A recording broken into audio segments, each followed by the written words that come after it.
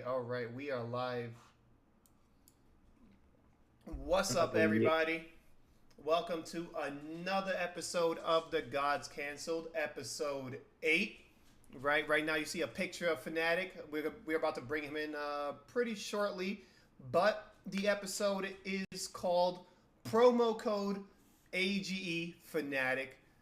For those that don't know who that guy is, he is the one button dasher, MSS player, piano playing, church going, debating, freaking homie, one of the best people that I've ever met. And yeah, we're gonna get him on pretty soon. But before that, we got other hosts over here. F Champ, how you been, man? I've been great. What you been I've up been to? so good. It's been a couple weeks. We definitely goofed the last couple weeks, but what you been up to? Just been working, playing games. That's about it. Well, you've actually been playing something? I'm playing some card games. That's about it. I'm playing this game, Axie Infinity. It's about, nothing crazy. And then working. That's it. Wait, like I think is it like a Hearthstone type game or? Yeah, kind of like that. Nothing crazy. Nothing important, you know? I didn't think you actually play stuff like that. I mean, the last time I saw you play random stuff, it was actual cards. So Yeah, for sure. you ever played like Yu-Gi-Oh and stuff like that? No, of course not. What? Like Yeah. you playing something like Hearthstone and now? Yeah, but that's anime. What does that mean? I just don't do anime stuff. Okay, let's see. I think Fnatic asking where do we meet? Yeah, let us bring him in real quick. Yeah, let's get him in on Discord.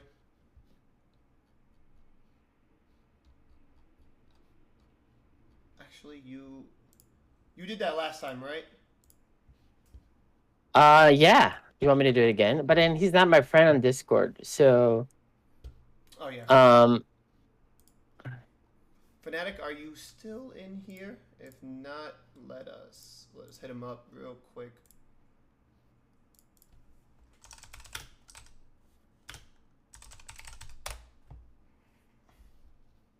Because I know I have him on mine. Give me 1 second, guys. For some reason, I feel like we always have some Discord problems. you know what? You didn't do the countdown. Yeah, that's probably it. But I guess it's because I had to figure out how to set this whole thing up, which I am still very terrible at it. But now that we have some like official stuff going on, I do think it'll be pretty easier, like this time moving forward. You know, because now like with the homie Cha Cha Z, we got some thumbnails and stuff like that. So if we need some actual like other official stuff, we were supposed to. I tried to. Like, when I hit up Beefuteki said he would help, but I don't know exactly what happened. Like, I was like, yeah, you know what, let's do this, what you have in mind. And then for some reason, nothing. But I now that I'm thinking about it, and of course, you know, Fnatic, when he does get into the chat,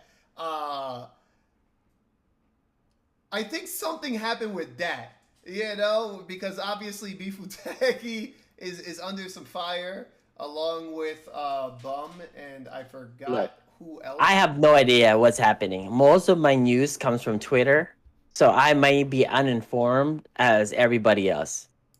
I just give away my opinion. If my opinion is wrong, then, But then so far, right? Like, I'll keep it real. Like, it's not like I was in part of this whole drama. I just got my news from Twitter. Oh, yeah. But I know Beef with Techie personally, and Beefoteki has been amazing to me the whole time. So I don't know what happened, right? But so far from my relationship with him, he's been nice, amazing person to me. So that's my opinion about him, right? Like I don't know. Yeah. You see, and that's the thing because like Fnatic has been doing his due diligence and actual research. You know, apparently people haven't been doing research, so Fnatic has been, and I guess he figured out that everybody was lying. So that includes Bifuteki as well. And again, once we get him in here, we could actually figure all that out. I think at this point he will probably have the actual like truth. You know, like everyone's saying, you know, he said, she said. Everyone's trying to figure out what's going on, but apparently Fnatic is the only person that's actually done the real research. And Wait, where is he? Maybe I should. I don't know. Where is he? hold on, I have his. Okay, there you go. Fnatic, Yeah, just let me get your Discord. Well, I guess to just type it in so that Champ can put it in and make a call. no. He sends it to you, Oh yeah, well, or send it, and then you send it to me. Then I add it, and there you then go. send it to me on Discord so I can add him. Yeah, there you Uh, okay. Let me add him as a friend first. Actually, that's how it works. Um, But yeah, my weeks have been pretty whatever. Just streaming. I got uh, I got over it being doesn't sick. work. What do you mean? It doesn't work. It says the double check the capitalization, spelling, any spaces or numbers are correct. So, um, Oh wait, are no you no friends with him on Discord? no! Oh, it was the wrong name. Okay, Hold on.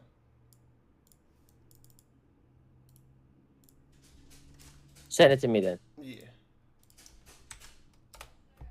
Yeah, maybe he can like educate us on what truly happened, right? So So yeah, that's man. I forget.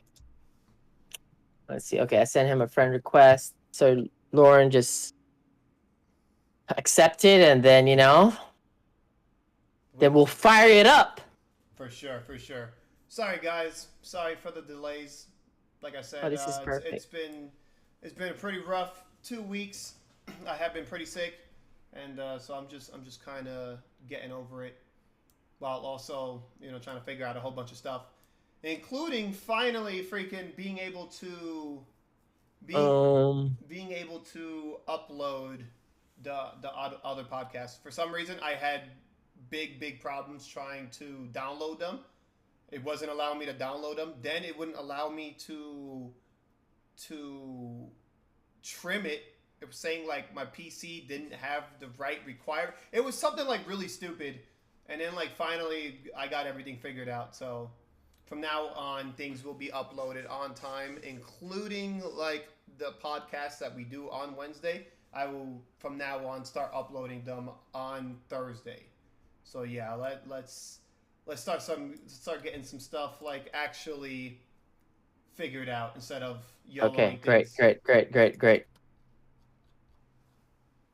Okay, I got him now. So now I'm gonna add him to our call. There you Uh, uh, go. So yeah, the guest of honor is Fnatic. but then you're gonna lose me. Oh yeah, no, I'll do it afterwards. Okay, I added him to the call. I think he should receive a call, right?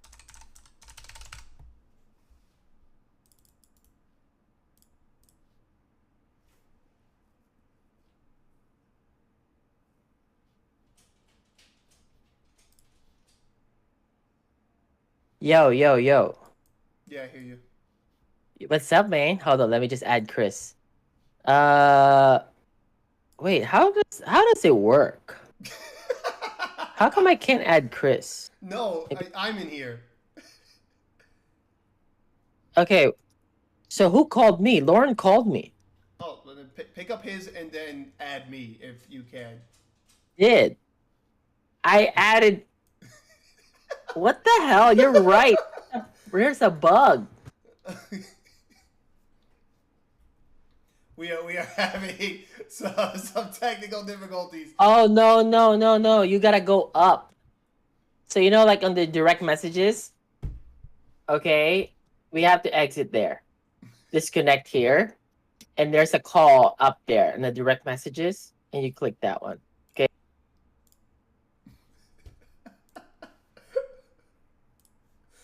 Yeah, yeah, Okay, yeah.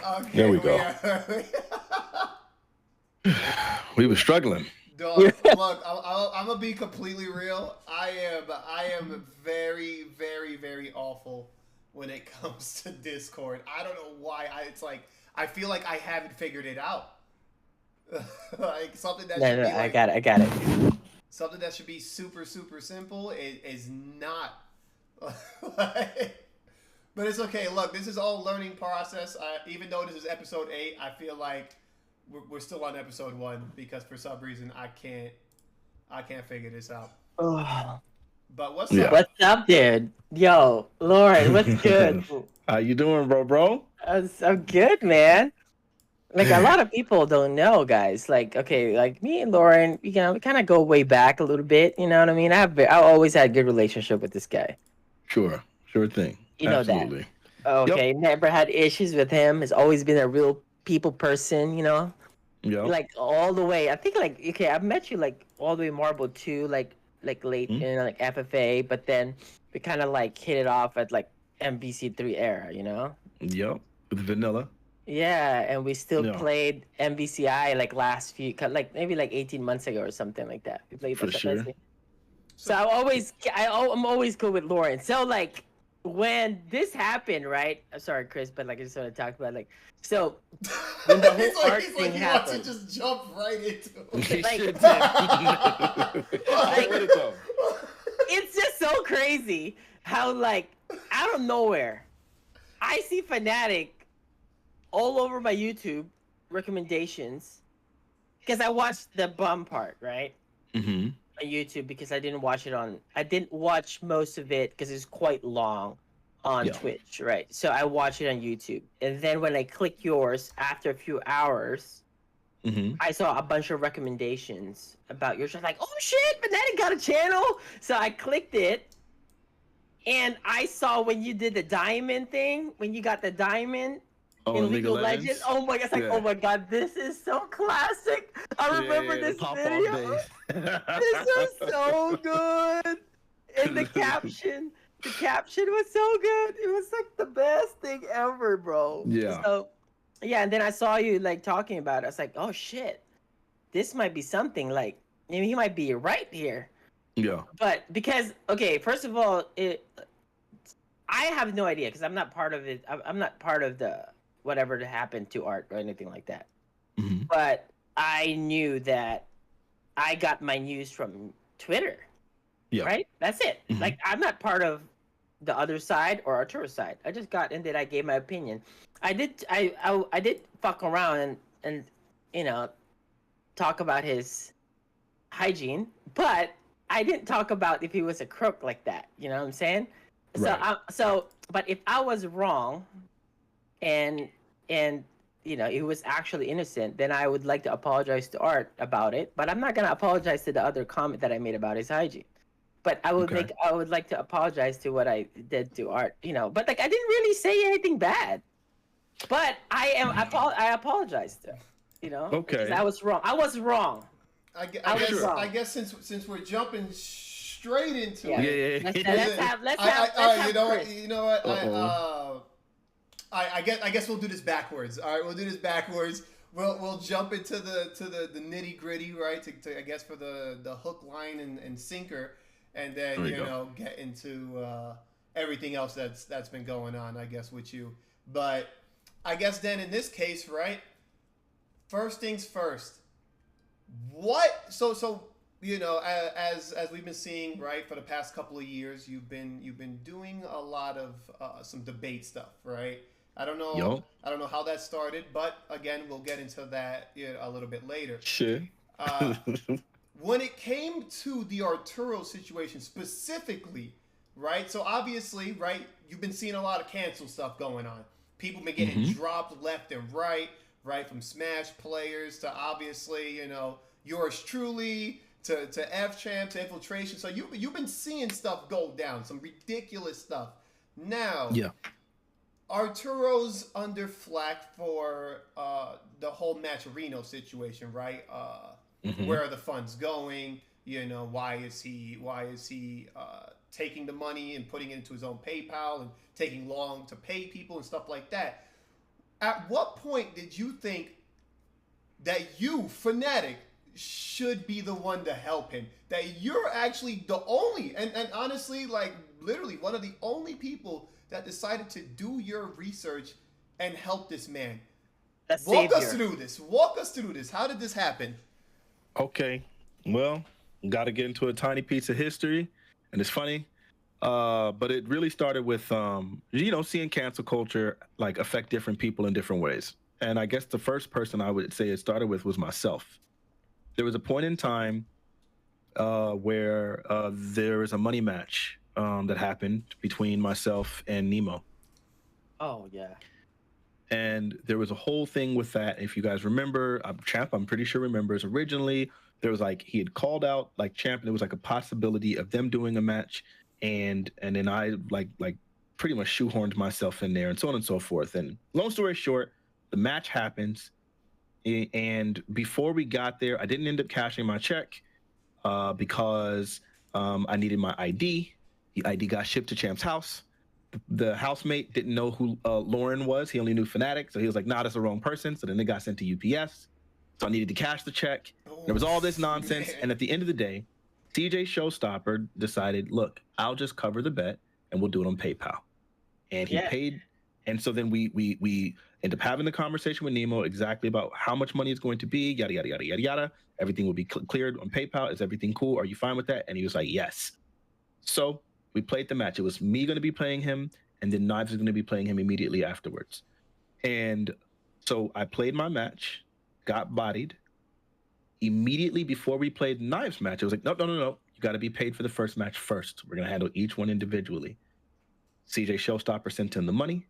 Then afterwards, he played Knives, beat Knives.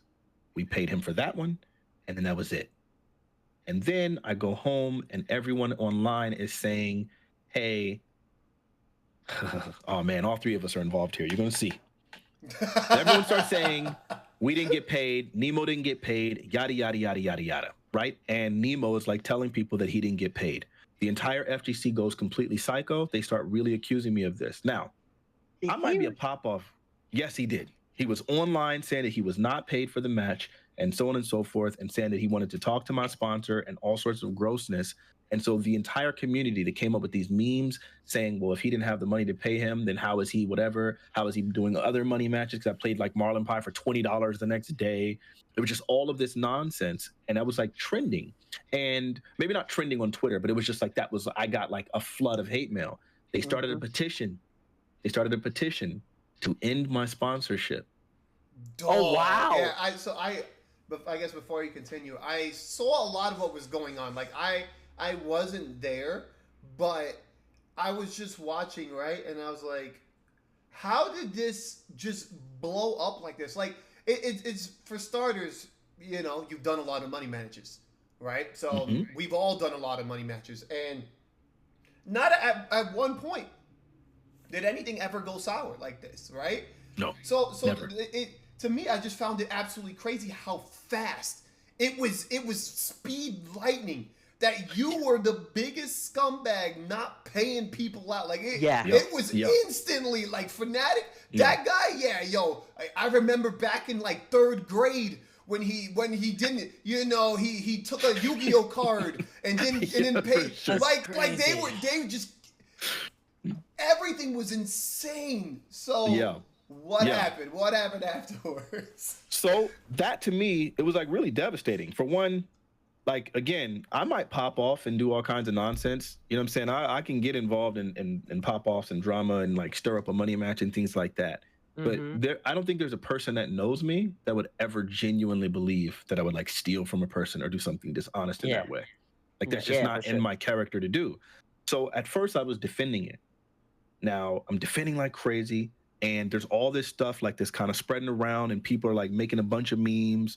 I remember one of them was like from Don't Be a Menace, where is that crackhead dude, and he's like, yo man, I got these cheeseburgers, man, I got these cheeseburgers. And someone put my face on that person, was like, Nemo, I don't got the money, but I got these cheeseburgers. Some of them were funny as freak. I'm not gonna lie. I can laugh about it now, but at the time it was awful. But I still found that one funny even still. But so they spread all this stuff, and I remember arguing, and I remember I finally got the receipts, and I was like, here's the actual, like, here's the UPS tracking number that shows the wallet. Here is a picture of the actual check that was supposed to be cashed, and so on and so forth. Like, I'm like literally breaking it down. Like, this is everything that happened. Everyone can corroborate this. I didn't do anything dishonest. He got paid. And it just left, and it was me really just defending myself, and people just refusing to accept any of the details or the facts that I gave them. And finally, CJ Showstopper messaged me because he was the one. Justin Wong literally was the only person that I can remember that stood up and was like, "Hey, no, he did get paid. Everything was fine." So on and so forth. Literally, no one else was there. And I remember finally CJ Showstopper messaged me, and he said, "Yo, they're starting to talk about me and put my name in this, and I have nothing to do with this." So, and he just gave me the screenshot of the money having been sent, and I posted that, and I was like, so here's the proof he was paid. And then within an hour, Nemo goes, yeah, I was paid now. It's like, no, that's not a now. That money got sent to you literally between matches, between Knives and me, you got paid. Who am I going to just like that's, it was crazy. So after that, hold on, real quick though. Go ahead. Okay, so you paid him. You paid him right there before he played Knives. So I'm pretty sure he had to confirm this, right? Did he like check or anything? Like, so yeah, it was sent directly to his PayPal, and CJ pulled everyone over and was like, "Here, I'm going to show you guys right now. I'm transferring the money. Everyone, okay, it's clear." And he had like a slew of witnesses. I'm pretty sure Justin Wong was one of them. Champ was one of them. Everyone saw it. He transferred all the money. Everything was 100% fair. No, his boy was there. His boy was there too. Supposed to translate. He's there in the back. Yep. Everything was done above board. I would never cheat anybody, but instead it was still going crazy. And I'm like, yo, what else can I do? Besides showing you the receipts, besides showing you guys the dang, like all the facts, I remember Justin Wong had to vouch. I just remembered that 100% because he was like still like 100, like not 100%. And then Justin Wong was like, no, he's good for it. Like, yeah, you'll get it. Everything's fine. And it, like literally, but my main point being, after it was sent to be defending myself for a week straight, they signed a petition. Chris, I don't know if you knew this, but that was the time. That's when Candace decided to end our sponsorship. Oh yeah, I didn't know the series of events. I just know they were unfortunate events. Oh my god, I didn't even know about that. Fuck that. Yeah. I just remember hitting you up the week before and was like, yo, I feel like bad things are happening.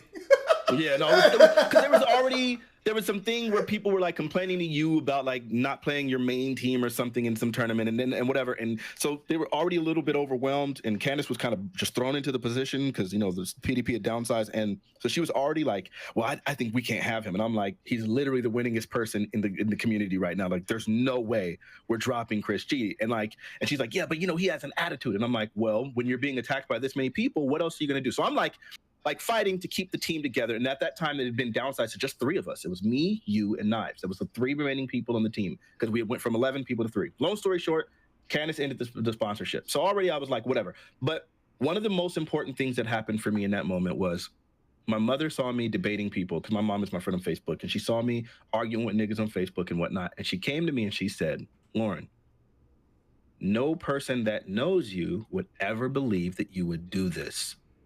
So you don't have to prove yourself to anyone who knows you personally. And these people on the internet, you can't convince. So you don't need to argue this. And that was like so pivotal to me in that moment, because when I'm being surrounded by everyone and everyone is saying this and everyone's going crazy, and it's like just to get that reminder of, wait a minute, this is online internet Twitter nonsense. I'm not a thief. I've never been a thief. Why am I defending myself? That allowed me to let it go. One other person did, my brother Johan. He messaged me and he asked me, Lauren, what happened? And I said, I broke it down. I was like, yo, this is the story. This is everything. Blah, blah, blah. And he said, okay, I just wanted to hear your story. I knew you didn't do this. I knew you wouldn't steal. I figured there had to be an explanation. I just wanted to hear your side. Don't worry about these internet people. And those two people were really the people that like gave me the courage to just say, you know what? I'm not explaining another thing. I'm over it. This situation is dead to me. I know what I did. I know he's been paid, and I just let it go. So in that moment, once the sponsorship ended, it was like, well, I'm not going to travel on my own dime. That was like the last major tournament I ever entered. Like that was like the end of me as a fighting game player for the most part. And I just remembered feeling very isolated in the moment when I had been defending myself and how terrible that felt. And I just really wished that more people were like more vocal and from the beginning, so that I wasn't just sitting there facing this mob. And so when seeing that moment and then just remembering that, it just made me feel like when I saw the Arturo situation, just in general, from that time forward, I am always skeptical. When someone says someone is guilty, my first thing is, no, I'm going to be objective. I don't know if they're guilty or not. I'm going to look at the evidence. I'm going to find out if it's true. And if it's true, then they're guilty. Go ahead and get rid of them. If they're not, then I'm going to chill, right? Because I just don't ever want to be stuck in that moment where like these other people were so convinced that I was guilty and unwilling to hear the truth. So that from the very beginning, when I decided to look at the Arturo situation, I was like, we're going to see if he's guilty or not. And I had streamed it and I said, don't speculate. Let's just listen to the details. We'll take notes and we'll find out what's actually happening. And I took down as many notes as I could, anything that seemed significant. And it looked pretty obvious to me from the beginning. Like, I don't think Arturo was stealing. He could have been, but I don't think so. And I just need to learn a little bit more. I need to ask, okay, so let's go back a little bit about the Nemo stuff, right? Okay, well, so what do you think is the motive? So what's the motive on why he would lie? Because I didn't know about him lying until after the fact, right? After it went like on Twitter, I was like, what? That's impossible because I was there. Right? That's impossible. It's like, and so my initial thought was like, Nemo would never lie about these things. But could it be a language barrier? Was he confused? Was there like, or definitely he actually said word per word verbatim, obviously not in English, but like maybe it's just like a failed translation from his translator. So what do you think? Do you think what was the motive? Why would anybody do that? Well, there was I don't want to really relitigate that entire situation, but I'll just explain it really briefly. There were some miscommunications. So for one, there was a possibility of us either playing for $3,000 or $4,000. That's where the original thing was. Now, originally, Champ, you at one point were going to be playing him as well, but then you decided not to play him. And so I was originally saying I was willing to play for the total like $3,000 because it was like, okay, go ahead. Wait. What do you mean I decided not to play him? When have I ever backed up? I'm not saying you backed out. I'm not saying you backed out. I'm saying, but your match didn't happen. And so then since your match didn't happen, I guess in Nemo's mind, then it was like, okay, so then Fnatic, you're going to bet for the whole 4,000, which I didn't even have 4,000. I was only willing to bet like 3. And so then when he got there, he was expecting $4,000, and I'm like, I'm only able to play you for 3. So then we had to go through Marlon Pie to have him translate that. And so when he was upset because he was like, it was supposed to be for 4,000, and I'm like, here's the original tweet, and the original tweet says, I will play you for 3 or 4,000. 3 or 4,000. Yeah. The tweet is still there to this day. I've never deleted it. And so then it was like, he was like, well, I expected 4. And it's like, well, I only have 3. And so then at that point, I guess he felt like, well, so then now I'm only paying you for 1,000 less. And it's like, well, we never confirmed outside of that individual text of the I'll pay for $3,000 or $4,000 and him saying okay. Yeah. There was no communication ever from that point until we got to the match. So then it was like, I didn't lie to you. I told you what I would play you for. Now, I could have just went ahead and played him for the full money myself, but I wanted Knives to get a chance. If you know, I'm always rooting for my boy, trying to give him opportunity to get into the spotlight. And so then I was like, here, I'll do 25 and we'll have Knives do 5. And then that's what the total ended up being. So I had 500. I want to say I was doing for myself in cash, and then I had the PDP check for $2,000, and then Knives' additional 500. That was afterwards. So that, I think, because he felt like, oh well, you didn't play me for the full 4,000. He decided that he was just going to lie on me and let the entire community think that I stole money from him. Yeah, it was gross. That's crazy. Yeah, because I never expected that because I was scheduled to play him in Northwest Majors, okay, but I got a better back end deal to play him in West Coast Warzone instead. So it's like, okay, I have more time to train, so I will just use that time to train more so I can play him. But if my match was scheduled to fly him in Captain Cup, then I would. But I was never knew that I was gonna play him there. So, but it was just so weird that he did that, because like I it's just so hard for me to imagine too. But then I guess it is what it is. It's just like I couldn't find a motive. Right. What? Right. But then I knew also on the other side. I also knew from the other side that he got paid. I was there. Yes, he did. 100%. And they sent it, and then it became a meme about PayPal. So for both sides, I didn't understand what's the motive. What is he gonna gain from lying? You know what I'm saying? It's not like he's gonna get any opportunities or anything like that. You know? For sure. And it's gross because, like, you know, I've done a crap ton of money matches, a crap ton. Yeah. And I'm always, like, for example, when I played Ray, I didn't go after that match and start popping off like, yo, they need trash. None of that, right? Like, immediately after the match, I shake his hand and I tell him, hey, I know you're a better player than what you showed here. Like, I know that's nerves. Just don't give up on yourself. You will 100% be that dude. Right. And so, like, I had utmost faith in him, and I was not popping off. You didn't see me like do nothing really. It was just I shook his hand and just went on about my day. Right.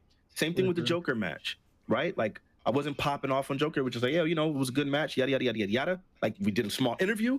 I wasn't popping off on him. It was just like, yeah, I beat him. Like, that's it. You know, I'm thankful to win the match. Humble. Right. I've never been the person that, like, lords it over people. Now, I might pop off before the match to make the match happen, to get people hype about a match. Yeah, right? That's different. Yeah, that's 100%.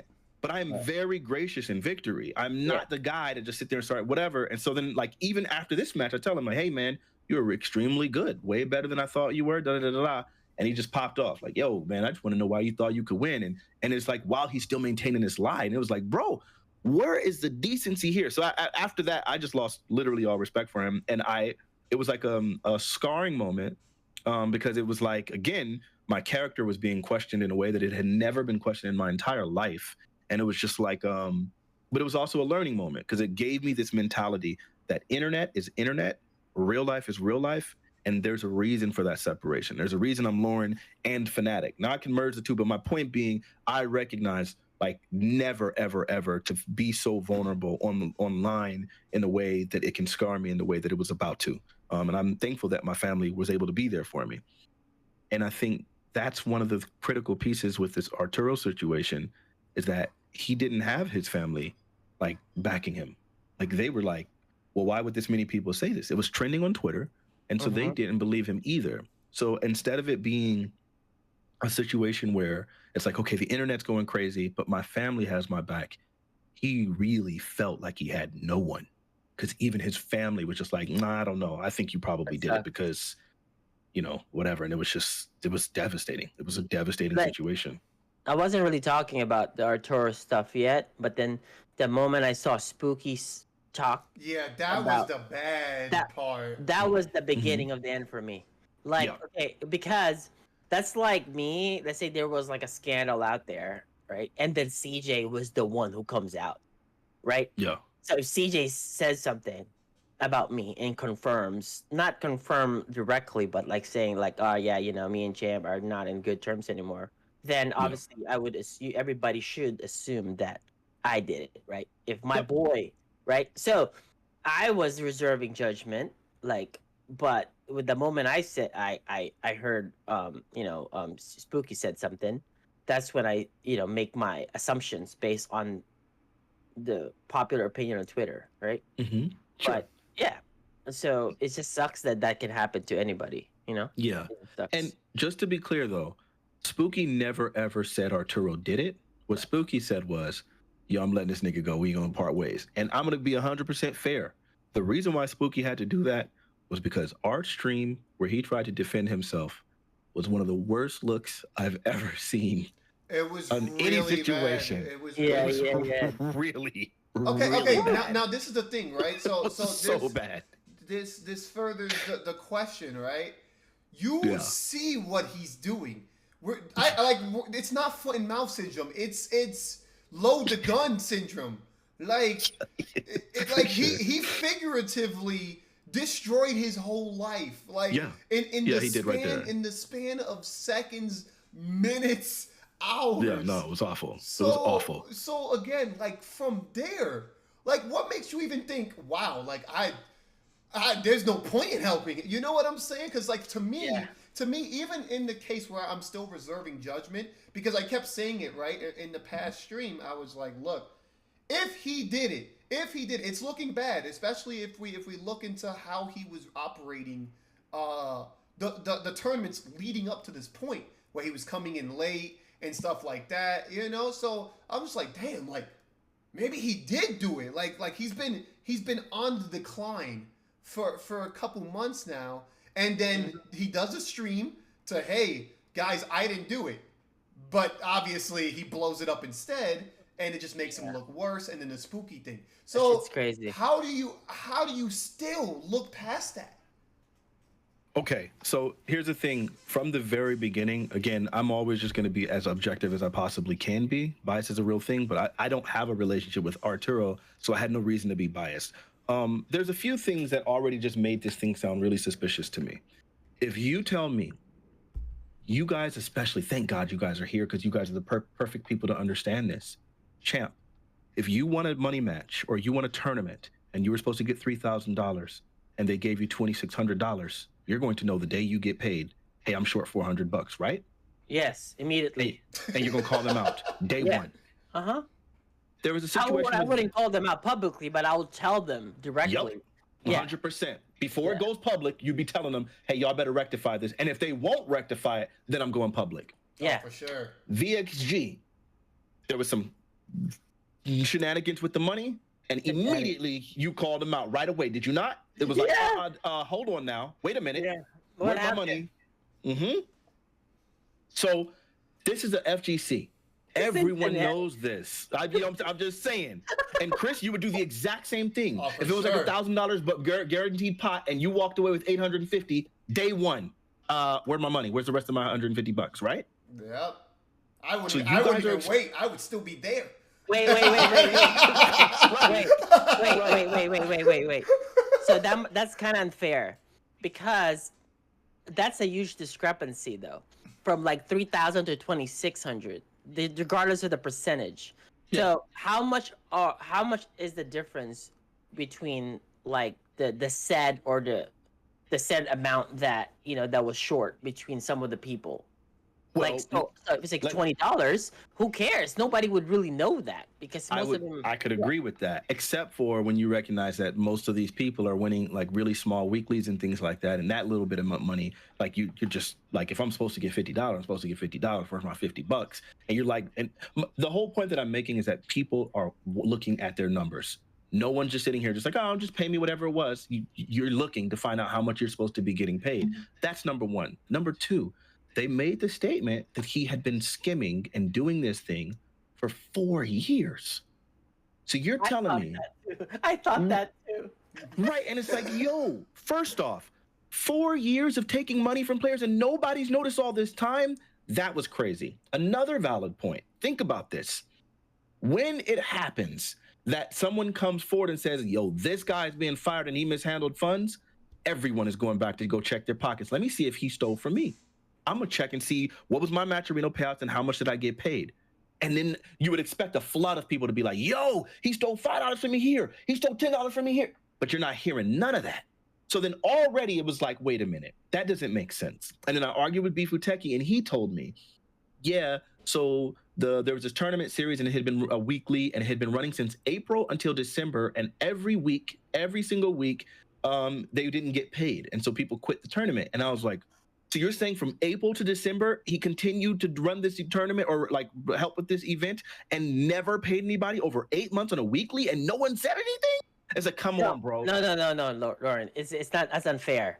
Okay, but assuming, let's say he's actually innocent, okay, based on the recent evidence that you've provided, that you shed light to the community. Okay, but let's just say that, okay, let's say he owes $50 for every single winner, right? Okay. For every week. But then let's say he's just giving $48 to every single winner. Let's just say, just example, okay? Okay, then if I was supposed to receive $50, but I got 48, really trip out about that. That's such a small amount. That's 4%. Okay. Okay. So it can just keep going that way. Okay. But then I don't think he was skimming fucking $2. You know what I'm saying? I don't think so. Like based on the latest evidences. But then what's the motive of the other party? Why would they do that? Why do they have anything to gain? Do they have anything to gain from it? What's the motive? Like, why would anybody lie about these things as well? So that's the thing. At this point, by the time when Arturo was talking, no one had really lied. No one had came forward saying, hey, I was missing X amount of money. There was. Besides those 3 tournaments that Idom, for example, Idom had mentioned, he hadn't said it himself, people pointed out, Idom hadn't been paid, and so on and so forth. So there were like a few people that said, hey, I didn't get paid. Now, there was a guy... Sonic Soul, have you ever gotten to that? I did. Soul? I spoke to Sonic Soul myself, and I'll talk to you about that one in just a second. Sure. The other person was Masher Mike, and it was like, yo, like he didn't get paid, and so on and so forth. And then, like I'd heard that from Bfuteki and D-Nice's stream, and then when Arturo did his stream, he was like, look, here's a screenshot. I told him on this day, such and such, yo, he's already been paid. So it was like, okay, so you took 5 weeks to pay the guy. That's bad, but he was paid. So it was like, okay, so there's not like a whole bunch of like outstanding, like, again, this is not like some crazy pattern.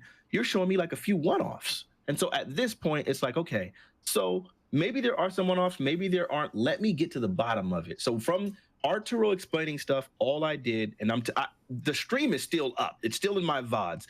All I did was said, I'm just going to take down notes and listen to everything that him, Bfuteki, and D-Nice say, and I'm going to find out whether or not he's lying. And so I kept waiting for him to contradict himself. Go ahead. Who started that? Like who started the Bfuteki and D-Nice nonsense? Yeah, who started the witch hunt, I guess, in the sense. Bfuteki and D-Nice. And then also, so what's D-Nice history? Is he the guy that from New York? I'm sorry if I wasn't, I'm not sure, okay? But is he the guy that faked like some sort of There was a lot of stuff that faked. He's the guy that faked something like I don't know what it is, but like a fake like a suicide or something. I'm not sure, okay? And I'm not sure about these things, and I can be absolutely wrong. It's like I'm not from New York, so I would not know the ins and out of that community. But since I have a good relationship with Bfuteki, when Bfuteki was part of it, it's like, oh shit, maybe I can listen to this because it was Bfuteki, because I have a good relationship with him. Like I don't know him like in a very extreme level of friendship, right? But I know him long enough that I know that he's never done me wrong. He's been amazing to work with. So it's like, so to me, my personal opinion about him, like, I think he's a all-around dude, right? So I would pay attention to what Bfuteki is saying, but not to the D-Nice guy saying, because I don't know him personally. I don't know of him. Sure. Yeah. So the thing is, they started a space shortly after everything happened, after Matcherino made their statement, and they just like were going ham. And they were just like, hey, we were waiting for this to happen. We already knew it was coming. Like, we have all this information. We have all this insight.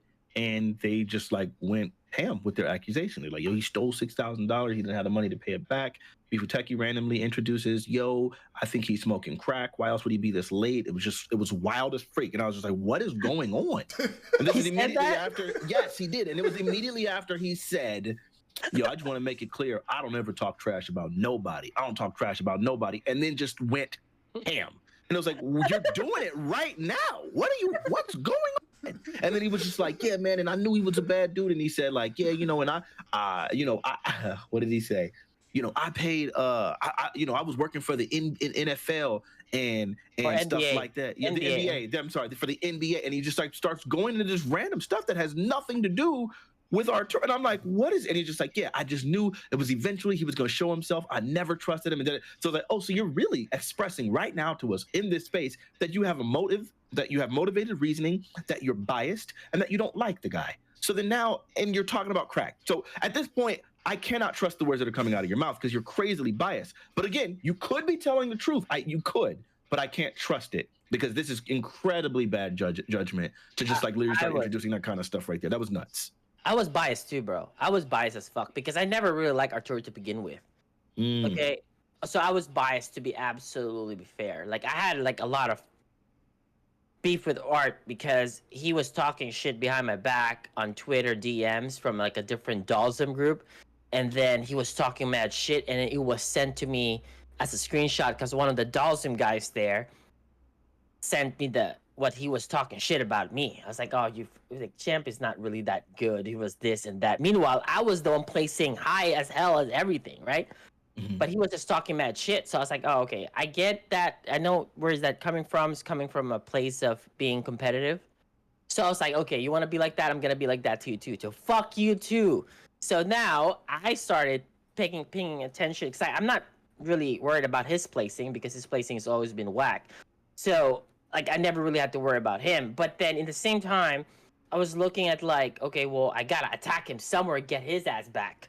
So now every time I see him and shit, like I start paying attention to his, whatever personal hygiene, whatever stuff that I mentioned like a few streams ago. But that's it. Like that was my motive. So I was definitely biased but now, based on the recent evidence that you shed the light to the community, and if he wasn't really doing that, based on the evidence he didn't, then I apologize to Art about that, But sure. Yeah. But that's the big thing, Champ.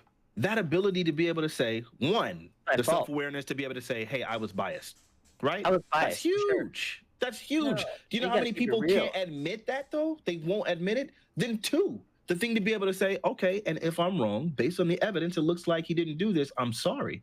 That's a thing that real people should be able to do. You see what I'm saying? Like that's some. I'm trying not to say real nigga stuff, but I'm just saying like that's a good thing. You see what I'm saying? Like to be able to just step back and say like, hold up, you know what? Hey, I have my reasons for believing what I believed. I don't believe it anymore, and life goes on. So that's real. So you found out all this stuff, right? And now you're making videos and stuff. So if you haven't checked it out, make sure to check it out. I'm pretty sure you have it on your channel still, Fnatic. Yep, on my YouTube.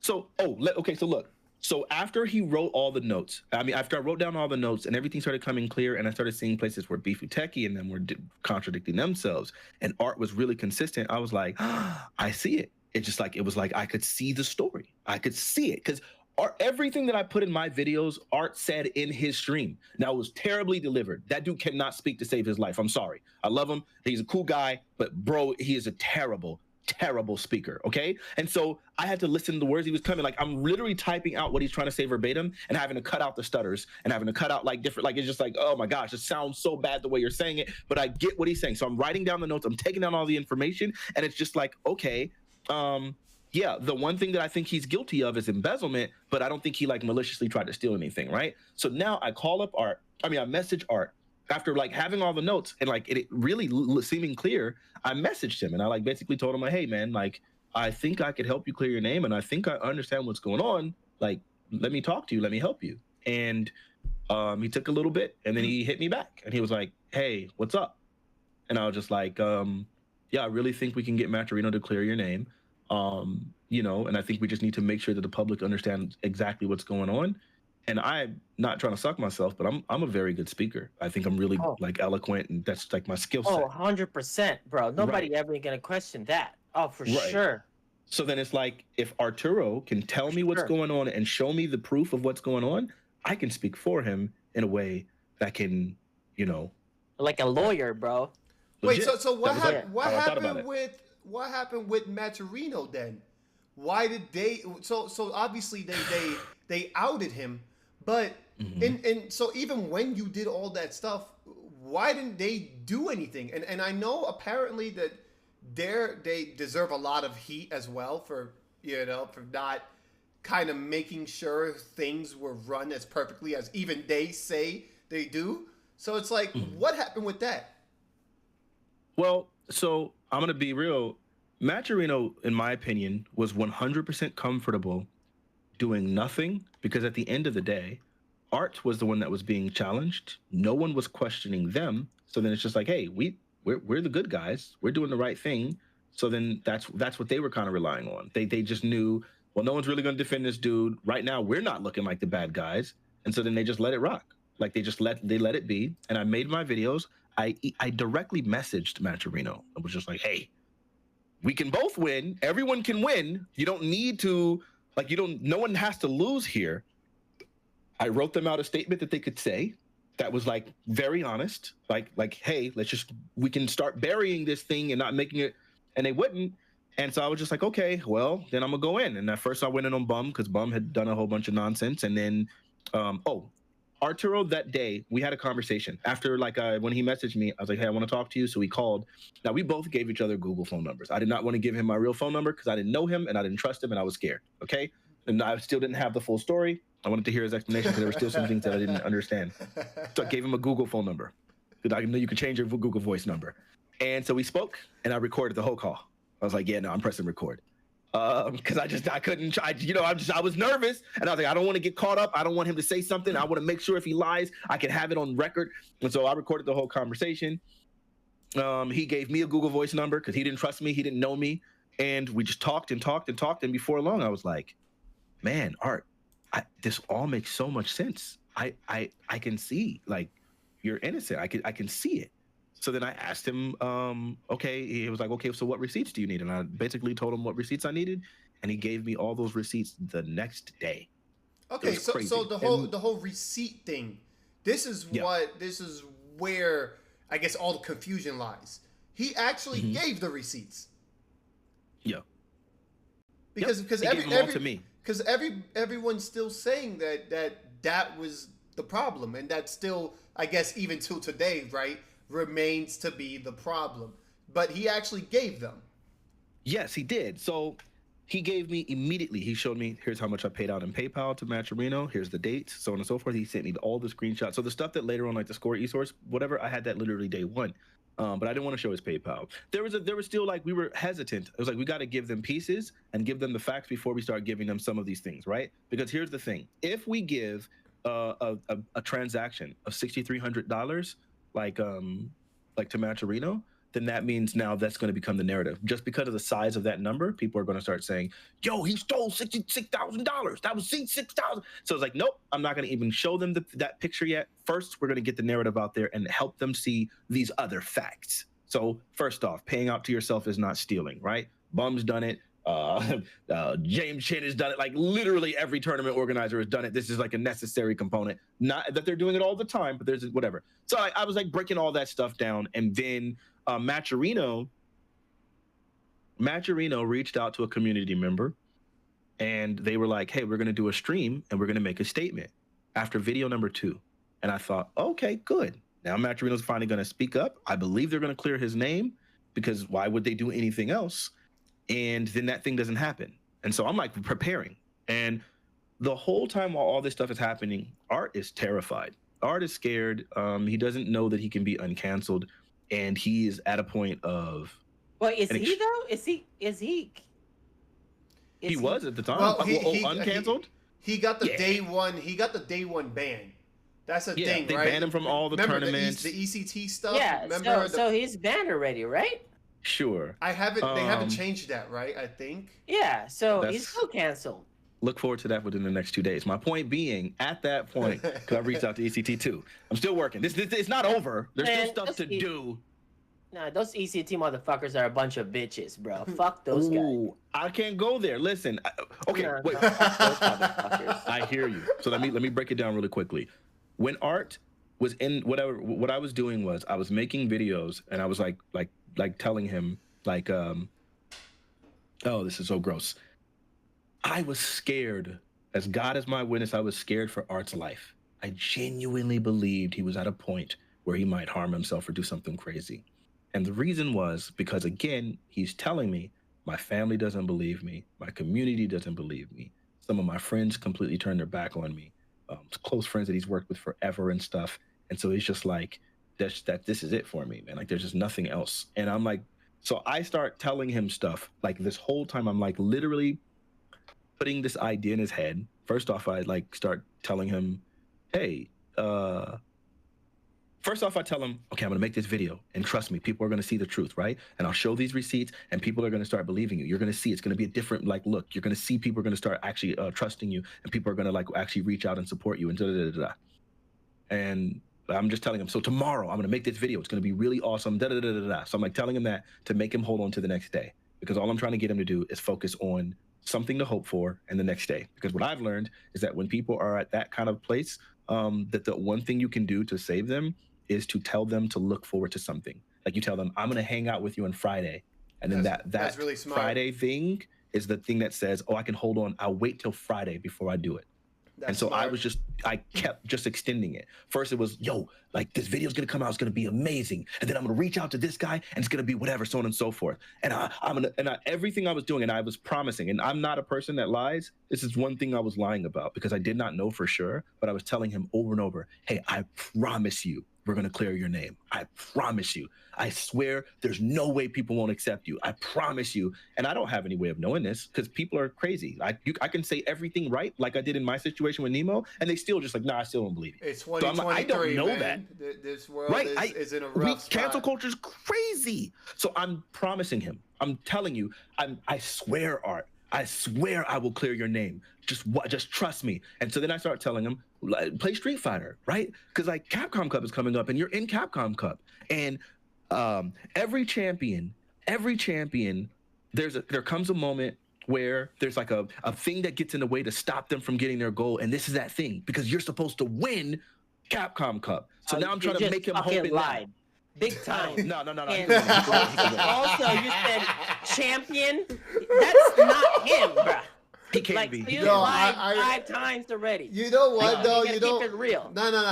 Let's be honest. Like Fnatic used to give me the same like pep talk. Like whenever, don't compare yourself. No, this is different. No, it's just one of those things where it's like Fnatic does have a way with like convincing, like he'll convince you even if you are garbage. Not saying Arturo's garbage because he's still really good, but you know, even if you're whack, even if anything, like even if you're having a worse day, for some reason, like Fnatic definitely he a good motivator. He a good wingman. You know, you gotta give Fnatic like his coach game is like.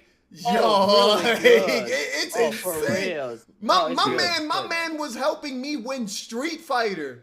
Which is crazy. I didn't even know that game. Yo, my man was helping me win. Yo, like you should have seen like sometimes when I would be playing and literally Fnatic has no idea what's going on, and he's for some reason just able to just find some words and just put them together like. He opens up like a dictionary, a thesaurus, an encyclopedia, and he just puts words together and they just work.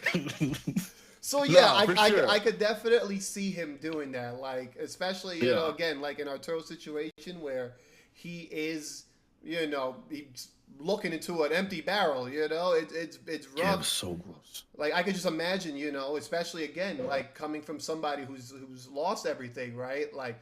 I never went to those lengths because screw people. But at the same time, like, damn it, like once you feel defeated, you don't know what to do. You don't know who to talk to. You don't know anything. You don't even know if you want to go to sleep and wake up the next day, like I get that. I know what that feeling is. So yeah, like I definitely Fnatic, yo, good stuff. That you knew what to say. Yeah. So yeah, continue. For sure. What happened? So that was it. I'd like finally, and this is where it gets really gross, is because I started telling him, like, I would tell him, okay, you train for Capcom Cup. I'm going to go work on this video. I'm going to put this video together. It's going to look really, really good. Trust me, I got the receipts. I got it, like, da-da-da-da-da. And then, like, I'd be working on the video and I'd ask him, hey, can you send me, like, this screenshot of this conversation with this person? And then he would do it while he was, and I was like, and I told him, you play Street Fighter. Prepare for Capcom Cup. I'm going to work on helping you defend yourself. That's what I'm going to do. And so then, I'm telling him to play Street Fighter while I'm doing this. And so he starts playing Street Fighter while I'm working on the videos, like now that I have all the receipts and the evidence and the narrative. And then people start criticizing him for that, because then they're just like, well, so he didn't have time to pay people out, but he could play Street Fighter. He's streaming right now. So I thought he was off the grid. And it's just like, dude, I'm literally telling him, please play the game. I want you to do something to make yourself believe in something. I'm genuinely afraid for your life. Now, I don't say that to him. I would never ever say that in that moment. All I can do is tell him, hey man, you're gonna win, like, and so on and so forth. I need you, because I'm in panic mode, right? And so it's just like, okay, I got to get him to believe in stuff, and so we do it. And the first video comes out, and then we get a bunch of good comments. A bunch of people are like supporting. People actually like reach out to him on Twitter, and I'm like, see, you see it? See, I told you, man, it's gonna happen. We're not done. There's more work to do, but I told you. And then he's like feeling kind of good, and you can see it. He's talking, his voice picks up a little bit. He's happy. And then, a good thing there. That's a good thing, man. What you did there. Thank you. But then someone comes back and hits him up again, and they start going ham on him again, like da da da da da. Bum makes another video, and then now he's back down. And he's just like, man, I just don't know. And what happened there? With Bum, man, look. Because Bum's been real to me, bro. Like I thought he was real too. What I mean, listen to me. All the people I know that know Bum will tell you Bum is real. Everyone. My close friends, people who I respect, my friends will tell you Bum is real. So when I think Bum is real, I don't even have a relationship with him like that. I've spoken to him literally once at ECT4. I was supposed to go to his house, and I ended up like just chilling with Noel Brown. So all I knew was just, yo, he is a real nigga. That's what everyone told me. So I never had anything else to go off of. So I posted some screenshots of Bum paying out himself in tournaments, because when Bum did his stream exposing Art in response to Art's really terrible stream, like he showed like, yeah, he's paying himself out and he's showing all that stuff, right? And I remember saying, I remember you, Champ, saying, shout outs to Art for being the only person to go first, second, and third in the tournament. The GOAT. That's what you kept saying. I can't fuck with that. That is by far like two GOAT. You know what I'm saying? Right. Winning first, second, and third. I remember you had made a bunch of tweets about that, and I was just like, okay. And I didn't know the situation at this time. So I'm like, yo, this is wild. That was the GOAT. Yeah. My boy Astro just said that was top 5 tweets in FGC history. Now, I think I'm only able to be so cavalier about it right now just because it's like, I really feel like we're predominantly on the other side of this. But so anyway, I finally watched Bum stream, and I finally find out how Matcherino works, and I get the screenshots of Bum paying himself out first, second, and third. So then now I'm like, wait a minute. Bum, you can't say that paying yourself out means you're stealing, because I know Bum's not stealing, or at least I firmly believe it, but you're paying yourself out. So then that means that just paying yourself out doesn't mean you stole. But you said on your stream, see, he paid himself out, he stole. And it's like, wait, no, that's not how that works. He's probably paying these people on PayPal. And those people confirm, yeah, I was paid on PayPal. And he shows me the PayPal receipt of paying these people. So I'm like, yo, so what's going on? I sent Bum, I posted those 3 images of Bum having paid himself out. And he goes immediately into like tirade mode. He's like, yo, pull up right now. Pull up, like, let's talk, da da da da, right? And at the time, I'm like, yo, I can't. I'm on my way to work. Sunday mornings, I got church. I play the piano for my church, for church is. And so it's like, okay, I really can't do this right now. Like, I'm on my way to church. I'm telling him this. I'm on my way to work. And so he's like, nah, pull up. You got time to post pictures, pull up. And explain to me, da da da. And I'm like, which event is it? And I'm like, I don't know, I don't know, because I don't have the event. I have the screenshot. Now I can get the event. I can get it. Like, hey, Art, can you just give me the event that this was from, that you took the screenshot from? I can do that, but I don't have it, and I'm driving. Like, I'm on the road. So it's like, I'll get you, like, whatever. I'll talk to you later. So anyway, I get there, I get to work, everything, and he starts a stream. Stream title is Pull Up Fnatic, like, come prove whatever, da da da da da. And he just is going ham on me for 2 hours straight, like waiting for me to come. But I'm at work. I'm at church, and in it, he starts attacking my character. He talks about my relationship with low tier God. He talks about some of my content. He tries to call me a bigot, even though he can't really find anything of me being a bigot. He was just going in on my content and on my character, and like, yo, I heard nasty stuff about Fnatic. He's just going in. And so then when I was like, okay, I get off work and I'm like, hey, bro, you know, after watching that, we need to talk. Nah, I'm good. And so it's like, wait, what?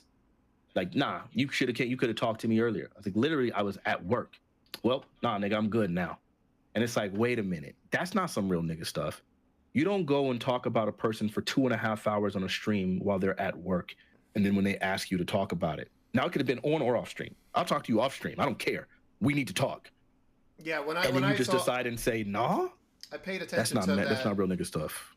I paid attention to that stuff on Twitter, and yeah, so like, I find it like it was definitely mad weird because again, Fnatic, Bum definitely made that whole Twitch thing dedicated pretty much to you for that couple hours, and again, like you could see it where you're literally just telling him like, hey, can you wait? But for some reason, Bum just wasn't having it, and I don't know why, especially if it's something like it's that important, and you want to figure this stuff out. This is the thing, and I feel like it sucks when this is the bigger picture is that you want to find out whether or not Arturo is innocent or guilty of doing something, right? Right. And then it like everything just sidetracks, and it seems to me that when it came to Bum, he was just trying to jump on news, right? Like any news that comes in, you know, he wants to jump on news. You became news when you tweeted something at him. Boom, I'm gonna talk about you, you know, like literally just like that. And it's like, again, it shouldn't even have gone down that way, especially again, right? If you're telling him, hey, I'll talk to you later. So, right. I mean, it would be cool to get Bum's side of things and why he just jumped the gun. But again, like, that's definitely that wasn't cool at all. So that happened, right? When did the Rob TV thing happen? Was that after the Bum thing? Yeah, so I made like 3 videos. And after the 3 videos, okay, so look, I make 3 videos. All of them are really, really positively received. Everyone is really feeling that. I'm sorry, I promise you I'm gonna get to that really quickly. One last thing. Before I have a mentor, somebody who I talked to within the fighting game community who was a really, really cool person. And they've always been a person that kind of looked out for me and like always gave me really, really sage advice. Really, really, really cool person. And I reached out to them before I did a single video. And I asked them, do you think I should be able to do this? Do you think this could work out? Like so on and so forth. And they told me, well, first off, I explained to them all the details of like the whole narrative, everything. And they said, listen, the only thing I've ever heard thus far is I've heard that Arturo is guilty. I've only heard that Arturo did it and he's guilty. You are the only person I've heard say that he's not. And I'm saying, if you can convince me, because everything you're saying makes perfect sense, if you can convince me, then there's going to be a lot of people out there that if they hear the same information, you'll convince them too. I think you should do these videos. And then he also warned me and said, but you have to know that if everyone's attacking him by you defending him, they're going to attack you. So if you can handle that and you're prepared for that, then you'll be fine. But you have to know that's going to happen to you. And so at that point, I was already ready for it. So I was like, okay, I'm good.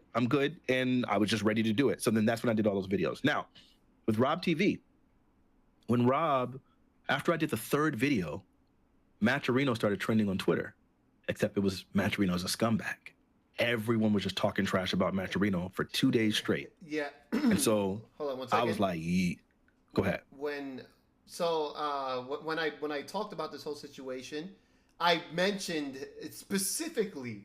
I was like, "There's no way in hell that a company can do something like that and not be guilty if they don't do their due diligence, right? Like if they don't do their research, if they don't put in the work to make sure that what he did was bad, how can they be like in a sense, I almost put them guilty by association.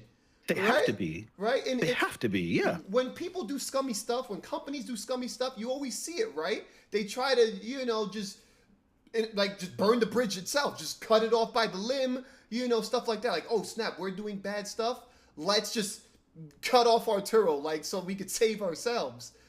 So in the back of my head, and again, I mentioned it, that, man, like, maybe they're scummy too.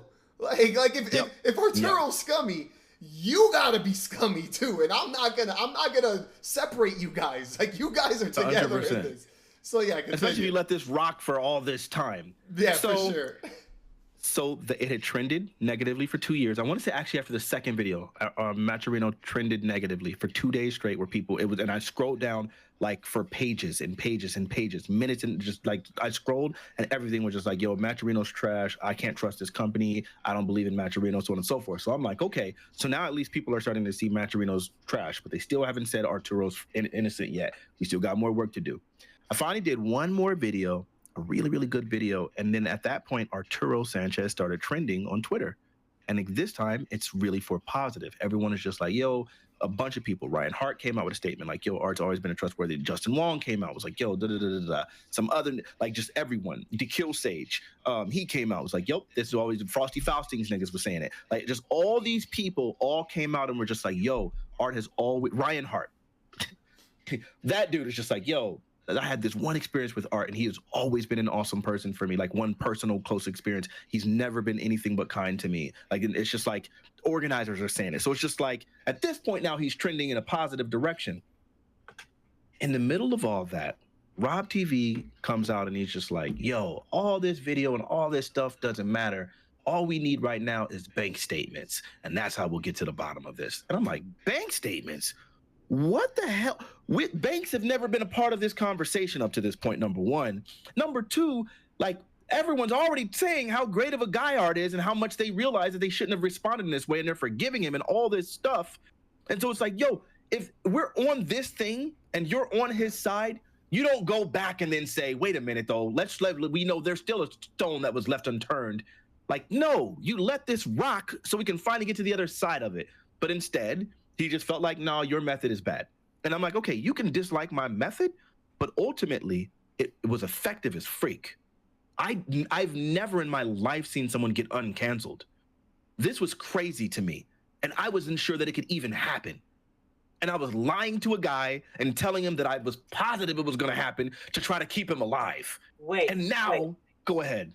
Wait. He's not uncanceled. So, Casa Bunch already like unbanned him from the tournaments. Maturino already made the statement that said, hey, you can enter in any tournaments, and we provided a backdoor option so you can still be paid for Maturino events in any Maturino tournament that you get in. Maturino is they never really banned him to begin with. They just let him go as a community manager. So but up to that point, he wasn't allowed to touch Maturino funds, which kind of meant that he couldn't be in any tournament if it had Maturino, if they used a Maturino. So he couldn't get any Maturino winnings. And so that was like a huge deal because obviously, Maturino's how niggas eat in the fighting game community. So they backed that down. And like I said, there's another prominent tournament, one of my favorite ever tournaments, because, I won a major there. They're going to be making a statement in very soon, like clearing this up. And those motherfuckers are a bunch of bitches. Nobody bothered. Like, seriously. Like, ECT was the very first one to ever cancel me as well. But that's not even why I'm mad about that. It's like because I had a relationship with Joe. And instead of asking me, bro, what the fuck happened? Talk to me as a person. Like, talk to me. It's like, he fucking, then his tournament fucking start tweeting that I'm banned all of a sudden, right? Like so, it's like thinking like, what the fuck?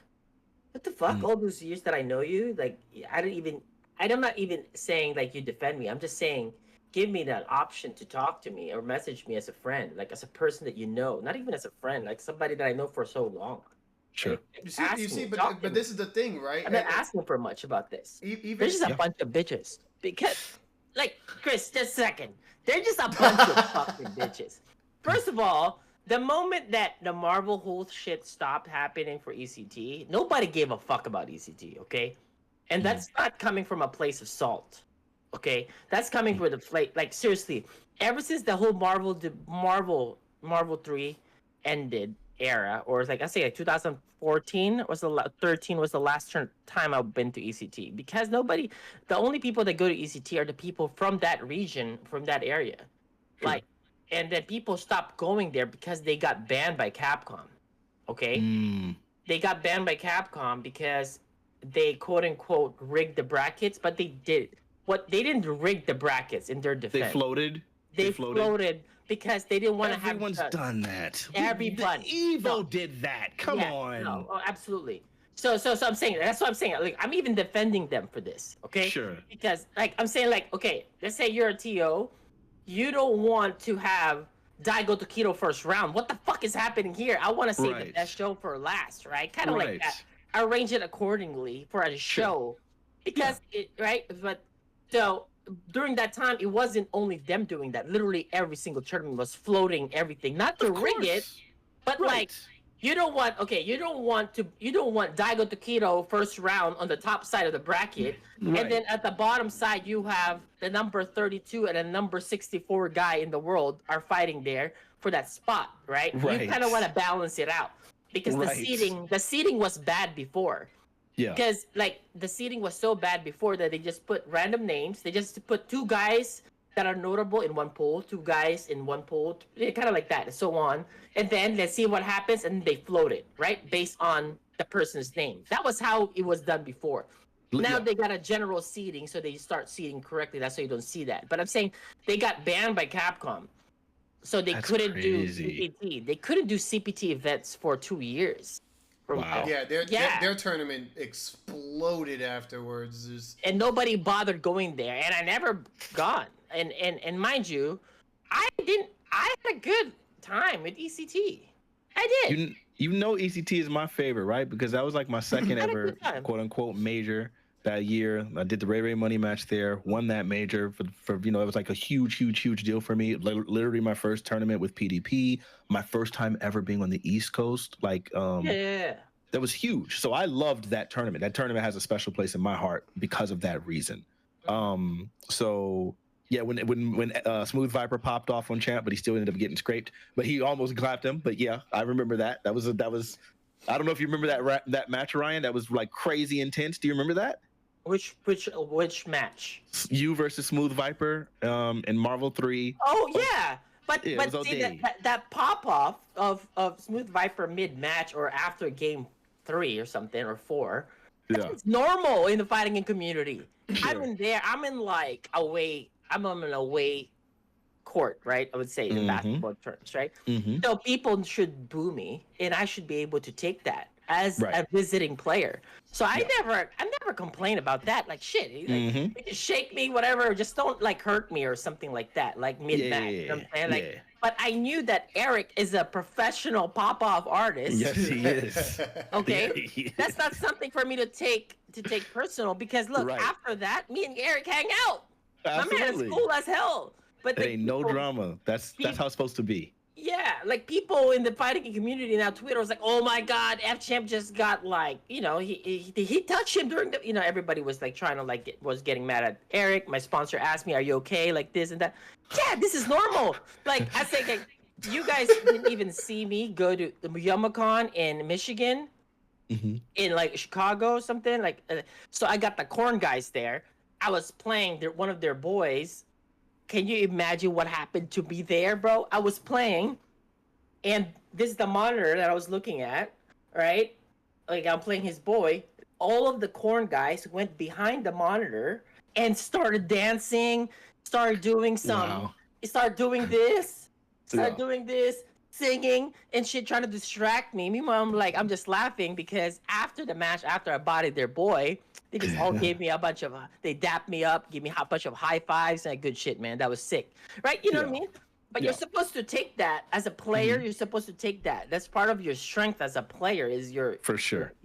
How strong your mind is to overcome these things. 100%. Like you can't do that now. Like you got this guy Kaba yelling in a tournament, cheering for his boy Mena RD they're both from Dominican Republic. And now Twitter was saying like, oh my god, fucking Kaba's yelling too loud.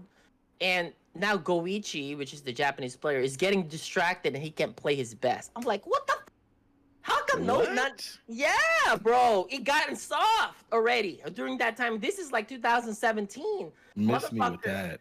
I don't even know what the freak that is, bro. This is a fighting game community. What else are you gonna do if you're not gonna cheer like that and defend your what? Most of my pop-offs come from me defending knives, like a rooting for knives. What the frick are you talking about? Normal. What? That's normal. Yeah, I'm not entertained in that. That's wild. Like, but it's like what you said though. This is the Twitter era, right? Where like one person gets a freaking whiff of something, and this is the thing too. A lot of these things that are happening are because somebody outside of the FGC got offended. You know, and then they convinced the people in the FGC, wait a minute, that wasn't cool, right? So it's like it's kind of like all these situations with everybody, with all of us, right? It's not like the people in the FGC that's out here canceling us. It's the people outside that convince the people in it. You know, like obviously when it came with me, right, to my situation, right, that happened, like 7 times in a row? 7 times in a row, I got caught out, and then they try to jump me, and then, all right, it dies out for another year. Next year comes back, freaking, oh, snap, Chris said this, and it just kept going. It's like a new person got a whiff of it, and then boom, this is what happens, right? It just escalates. Like, this is what's going on. I can't say they're just a bunch of pussycats, okay? I can't say that anymore, you know, the word that I wanted to use, you know? I can't say that anymore. So we have to create a new word for that for 2023. We call them a bunch of Garfields, right? So that's a little bit, that's like a little bit more nicer, you know what I'm saying? Everybody became a goddamn Garfield, but like, see, I might piss off the other cat lovers out there. Right. And now I can't even say that. So like I don't know what happened to figure of, you know, like not figure of speech, like freedom of speech. Sure. I don't have that anymore. What the fuck is going on? I'm moving to Asia. Fuck this shit. Everybody became a fucking Garfield in this fucking goddamn community. I can't even say what I wanted to say. It's just so crazy. And this is just like the gamemanship. Like, have you seen like Wolfram versus K-Brad? It were all popping off, everybody talking shit, but after the match, what do you see? Shaking hands, dapping, good games, man. 100%. Like, you see that all the time. All the banter, talking shit after that. You know, you see like good games, man. Nobody, you versus Ray Ray after that. Me versus Nemo after that. Like everything. Me versus KBR. Yeah. Like after he beat me in the tournament, I said, congratulations, you're a true champion. Like, cause that's after the set already. Sure, I was salty, I was hurt that I lost. But the show is over, okay? Sure. The show is over. Like, you know, so it's like that. Like, so in general, like me and KBR had a match also in 2020 in the fucking Reflex, New York. After that, guess what? We had dinner together. But the fucking Twitter world didn't know about this shit. We had Chinese food together, me and KBR. Yeah. Okay. It's the same thing as like it's the same thing as like how Mike Ross and Jago, how they had like a beef, but they were like, we're not actual enemies. Yes, we're rivals. I want to win, but we're not actual enemies. Same kind of situation. Really quick, someone in the chat asked, they said, why didn't Art show some of some of the type of receipts at the very beginning? Not being statements or anything, but something to fend off the mob. And I think at the very beginning, like there was like too many conflicts of interest.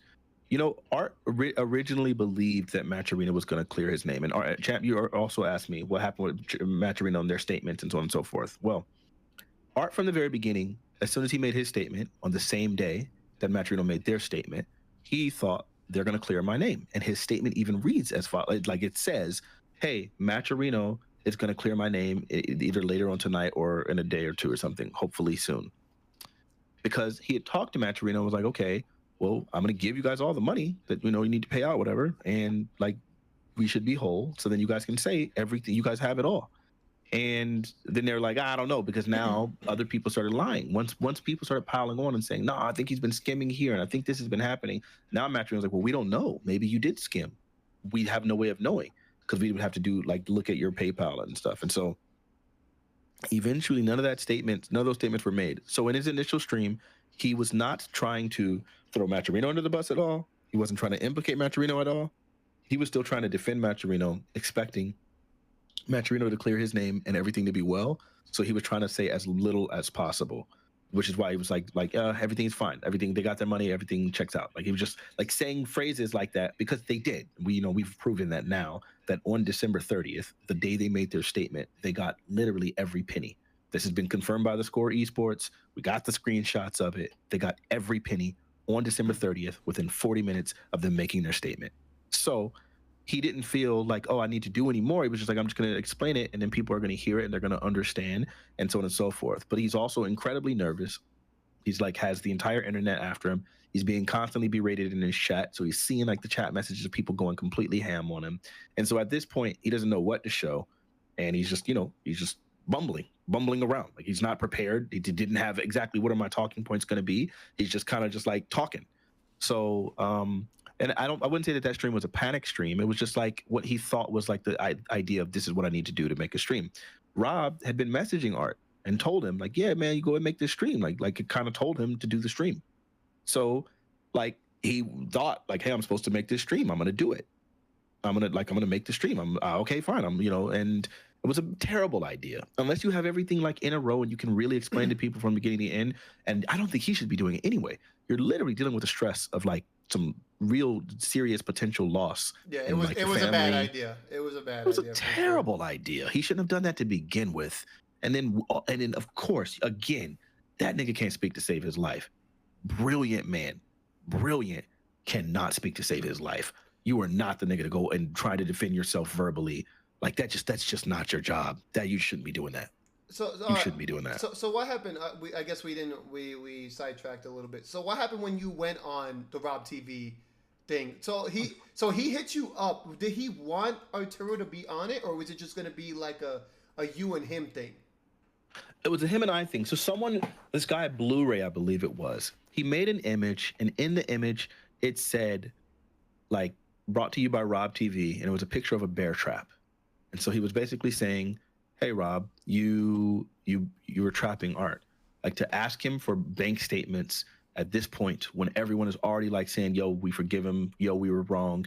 Hey, it looks like he's innocent and all of that stuff, to then go and be like, yeah, but you know what? We still didn't see this piece, right? Could you imagine that? Could you imagine a guy's lawyer, or just imagine a guy's on trial. He gets to the end of the trial. The jury all says, hey, not guilty. He's good to go. And then the lawyer goes, but just to be clear, though, we never did actually show you guys the DNA evidence. And it's like, wait, no, let it alone. We're already in the clear. Like we're good. But instead, it's like, no. But what about this? And it's like, why?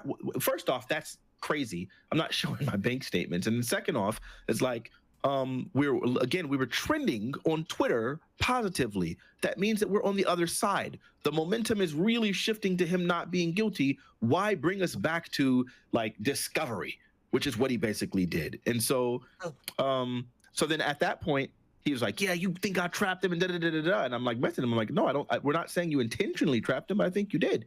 We could talk about it, whatever. So then he said, okay. So he comes on the stream. He's like, we're going to have a conversation about it. Now, I thought we were going to have a conversation in which I'm explaining to you why I felt like you were trapping Art. Again, not intentionally, but why the questions of bank statements is like this is like not a good thing to do. I now see, wanted to talk to me about how he felt hurt that I said, or I was accusing him of trapping Art, because his intention was not to hurt Art. I firmly believe that. His intention was not to hurt Art. So he felt like me saying you're trapping him was you saying you're trying to get him. You're not trying to help him, which was not what I was saying. And so then he wanted to talk to me about that thing, about the emotions of you're accusing me. And I wanted to talk to him about the evidence that clearly says, hey, he's not guilty, and we shouldn't be trying to reintroduce new questions and new evidence or whatever.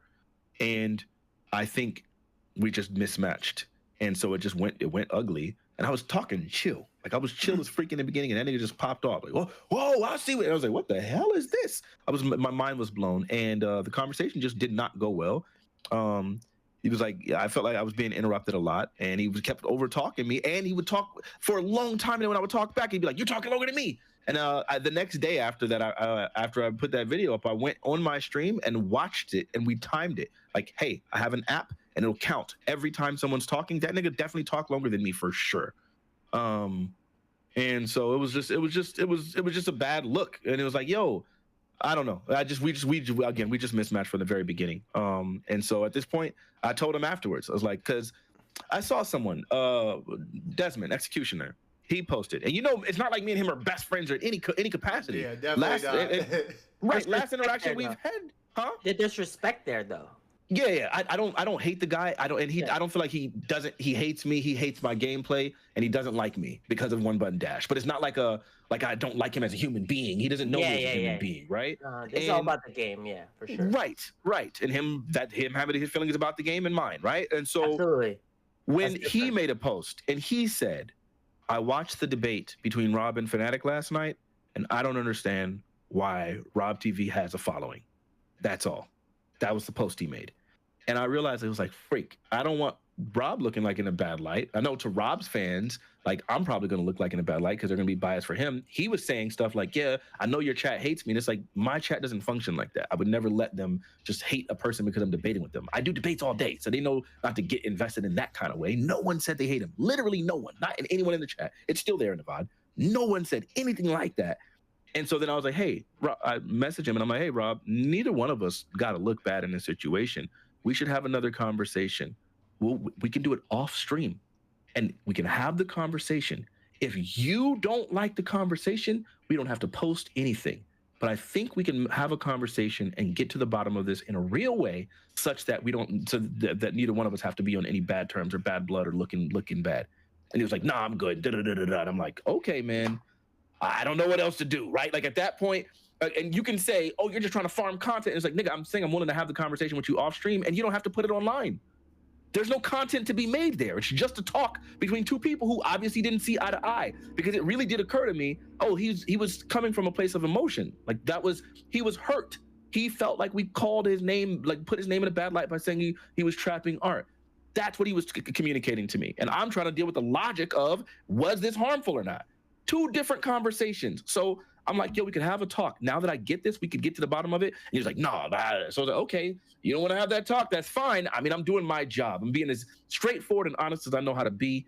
And he just wasn't about it. Excuse me. I have a few questions about this whole scenario because I haven't really chimed in about this, but okay. So so this is simple. Like, okay, so have you reached out to Beefuteki about why he said those things? Yes, I did. Okay, what did he say? He said, I'm done dealing with the situation now. I said what I said already, and I'm moving on. And I'm like, you did everything right here, and you're just gonna end it like this?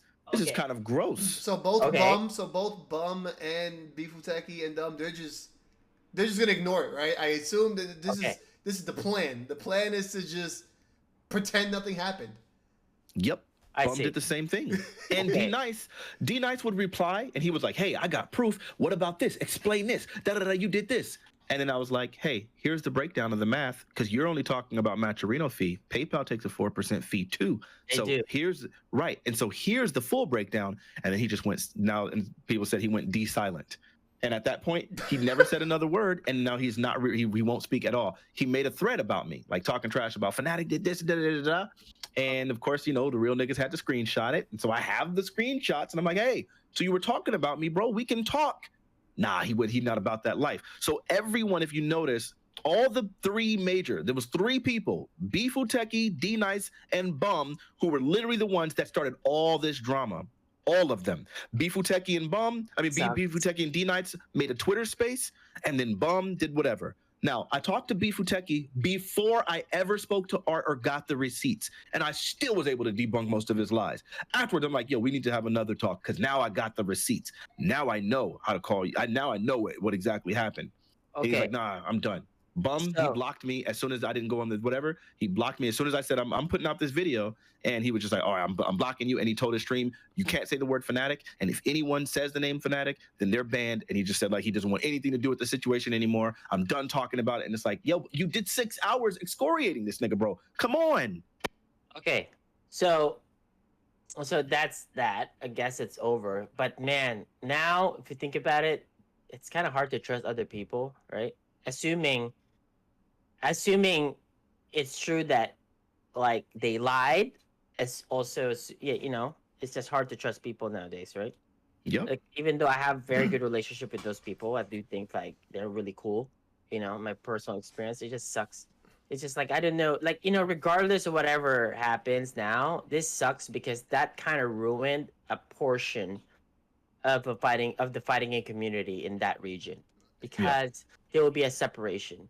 I particularly and other community members from different regions, they've done their best to make sure that their region grows and their region is, it's just active in general. Like my region, Northern California, has just been one of the most active at the time when I was very active. Like they were very active, very engaging.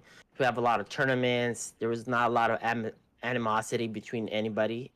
All of us collectively as a team, growing each other's skill set in fighting games. Mm-hmm. And now that region will have less people to work with. So it's kind of not good it's an L for the fighting game community. Whatever happens, it's an L. So that kind of sucks, man. You got to remember. That's why. Go ahead. You got to remember, right? And of course, I can only speak for myself, all right? When all this stuff happened to me, if you paid attention to Twitter, literally any of those like 5 times that I got dogpiled on, there were more people going, I always knew Chris was like that. Prominent figures.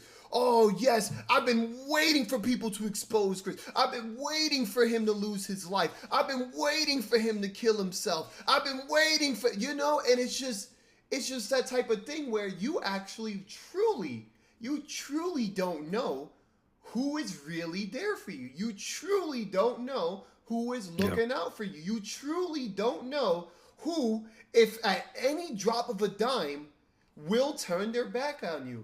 And that was just it, right? Like these people, right? Again, I have most of my interactions with Arturo has been good, right? That's why I was just like, look, if he did it, he did it. He needs to get the hell out of here. If he didn't do it, all right. It is what I'm just raising my hand. Excuse me. So I just got a text message that I need to pick up somebody in the airport. So because they're right, it's just like that's like what 15 minutes away from. I'm 15 minutes away from Oakland Airport, so I'll be right back. Oh, for sure. Yeah, I'll hold down the fort. But if not though, I would like to shout out to Fnatic. Love talking to you as always. So eloquent, so informative. Thank you. So good at that, bro. It's like I'm always been a fan of your gameplay and that and your other skill set as a human being, man. It's just so awesome, And shout out Chris for giving me the platform to be a guest in your show. And thank you for the chat. But let's give a shout out to all the goddamn Garfields out there. You motherfuckers ruined FTC for me. Do I? But anyways, I love y'all, guys. A cat I'll see you guys later. We'll see when you get back, champ. Love you guys. Sure.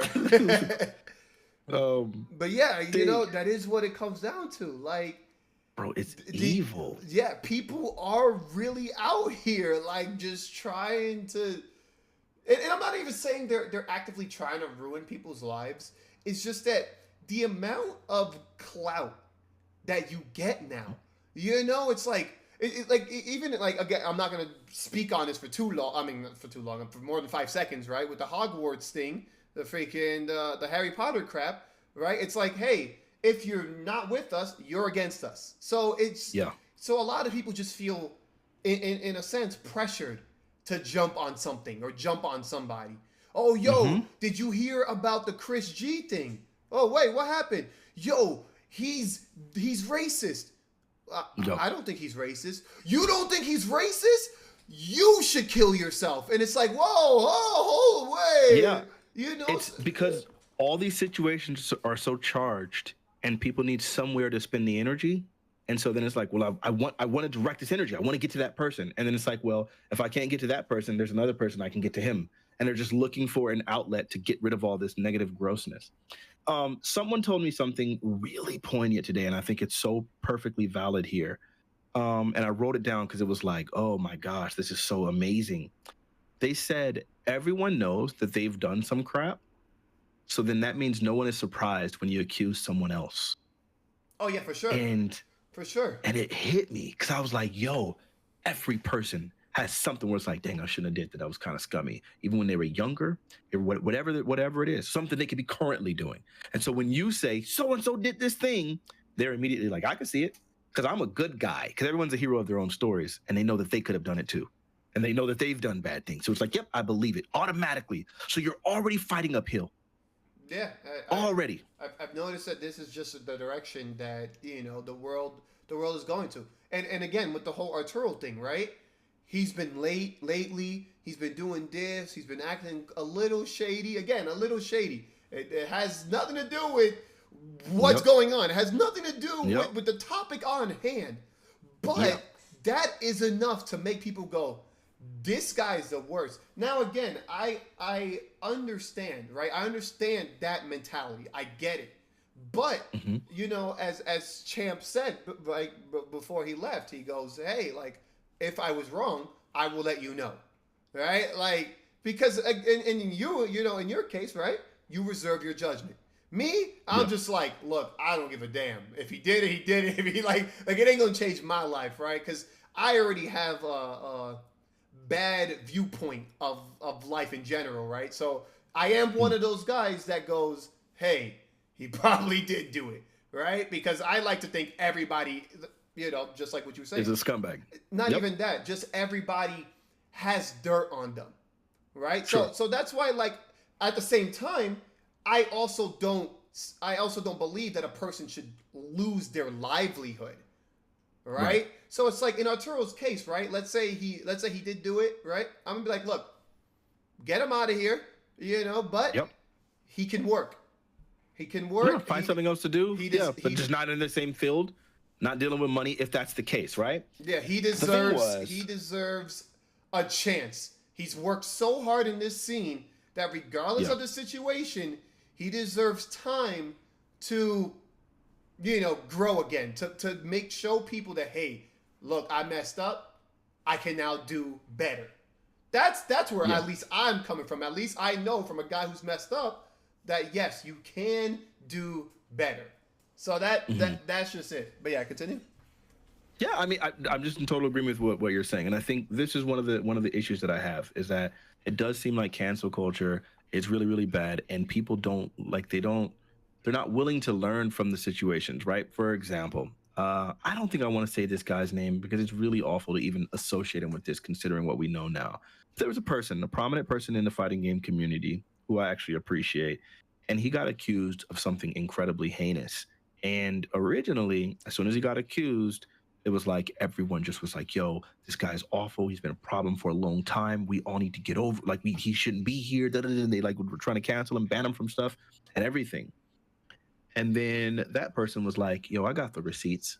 Here it is. Fact here. Fact here. Here's what actually happened. Here's fact. Here's fact. And he just laid it all out. And here's a witness to come forward and admit it. And here's a screenshot of her admitting she lied and just all of this, right?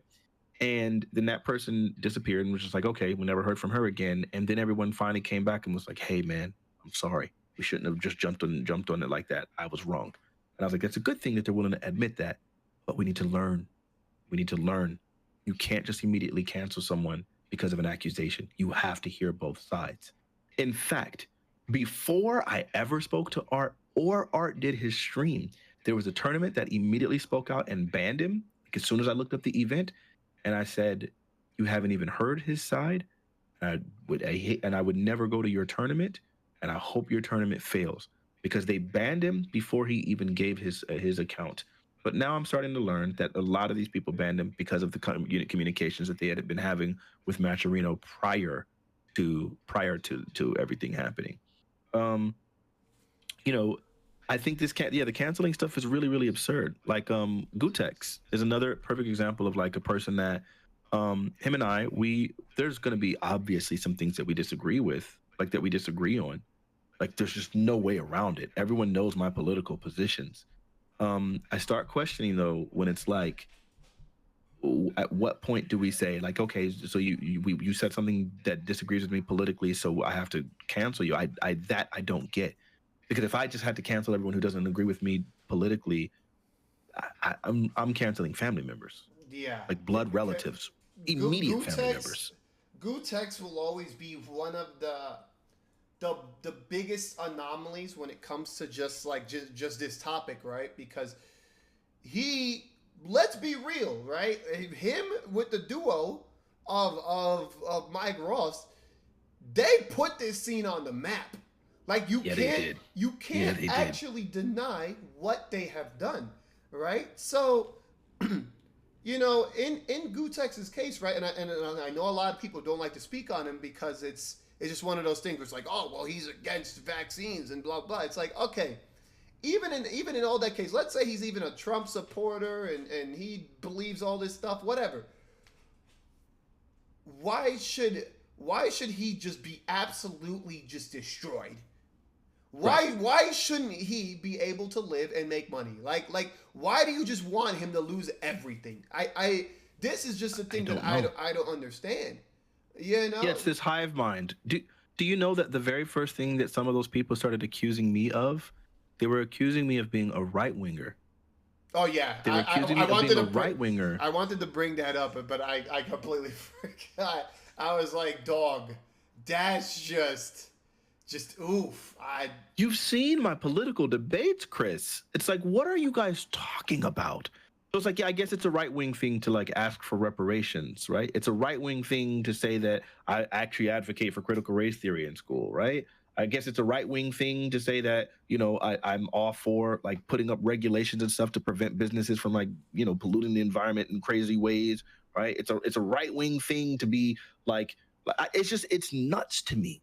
But it's just that the thing was, I don't think that they cared whether I was a right winger or not. I think their whole goal was just to sit there and label me, because if I am a right winger, then they can cancel me. Yeah, they were always right. But also, what's funny too is that it always seems like an alley-oop that just misses, where people are like, oh, yo, did you see, you know, what Fnatic is doing? Did you see that Fnatic is, you know, defending Arturo? And then the alley-oop, right? So someone tosses the basketball to the people in the comments, right? And they're just like, oh, yeah, of course, because he's a right wing. And you're like, what does that have to... Look, the craziest part of that whole thing, of this weird alley-oop, is that what would that change? Right.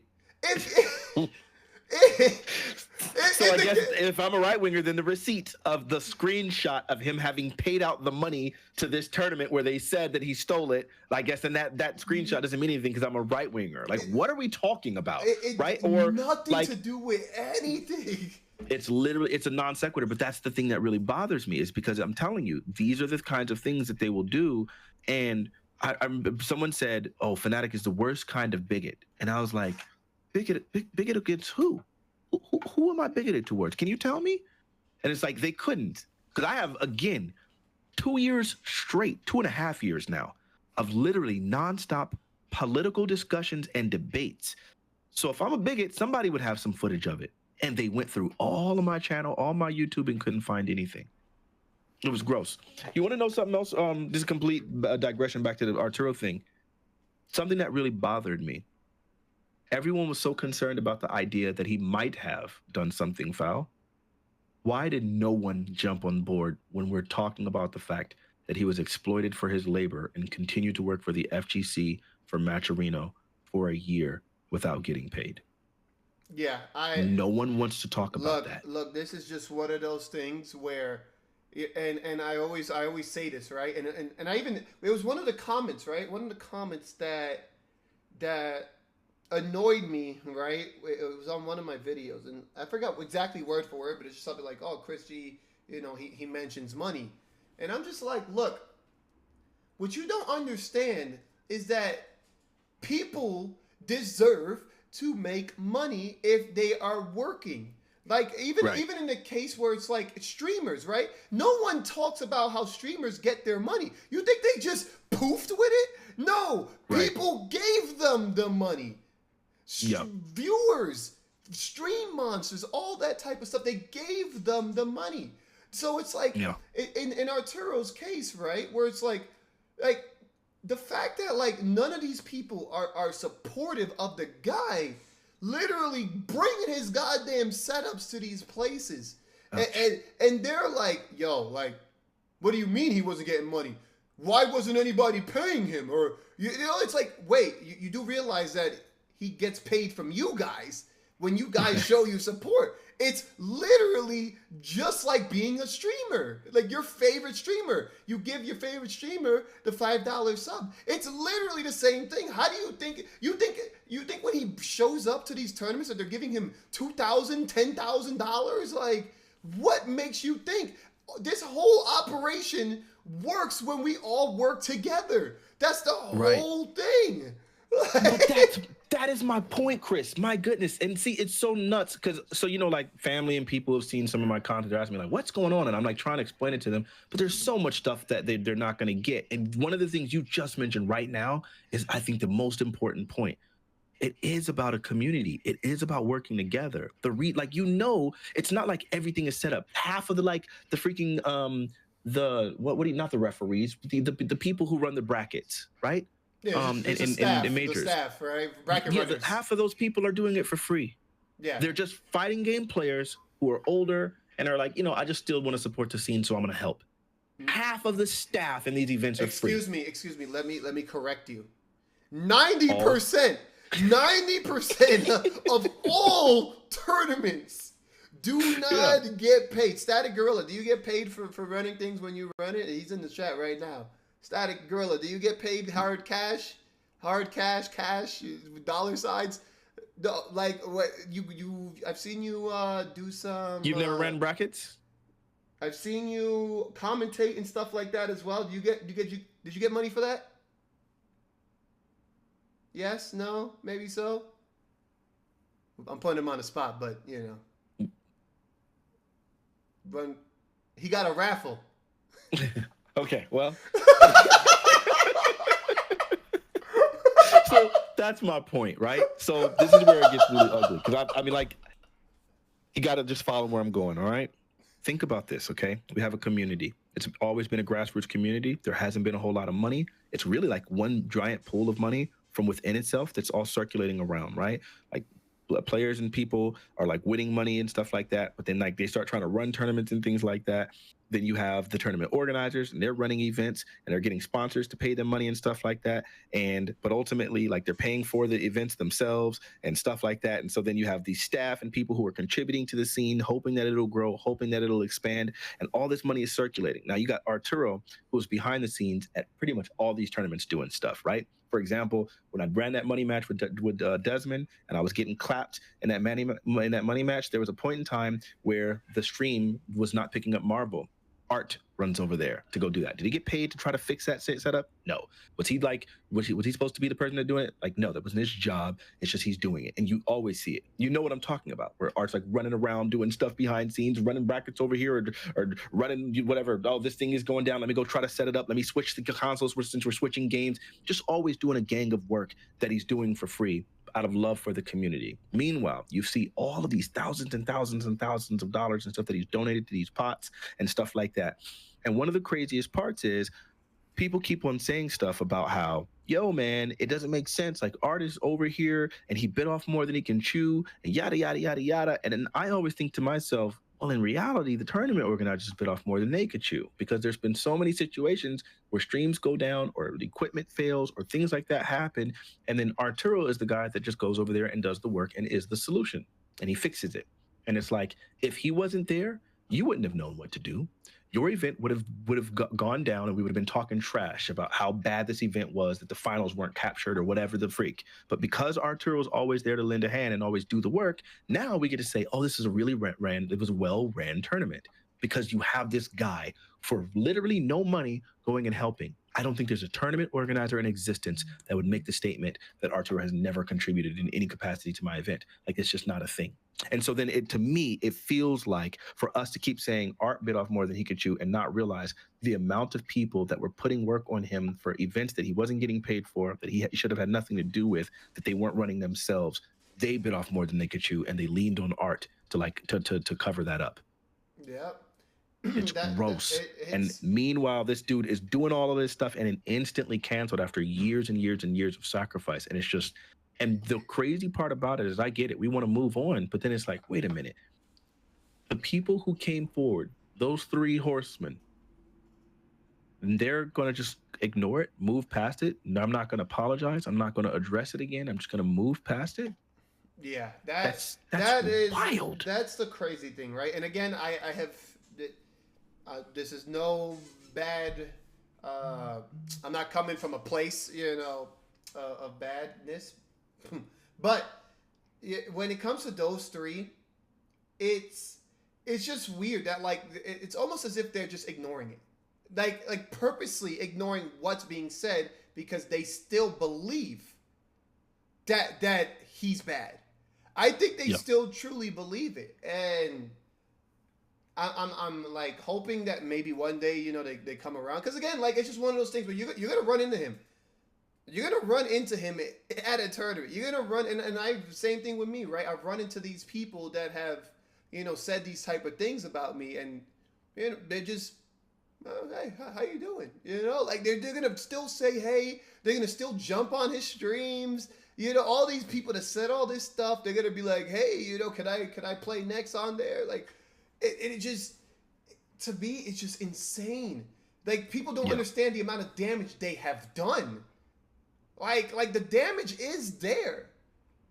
The guy could still potentially not get jobs just because he has been associated with this.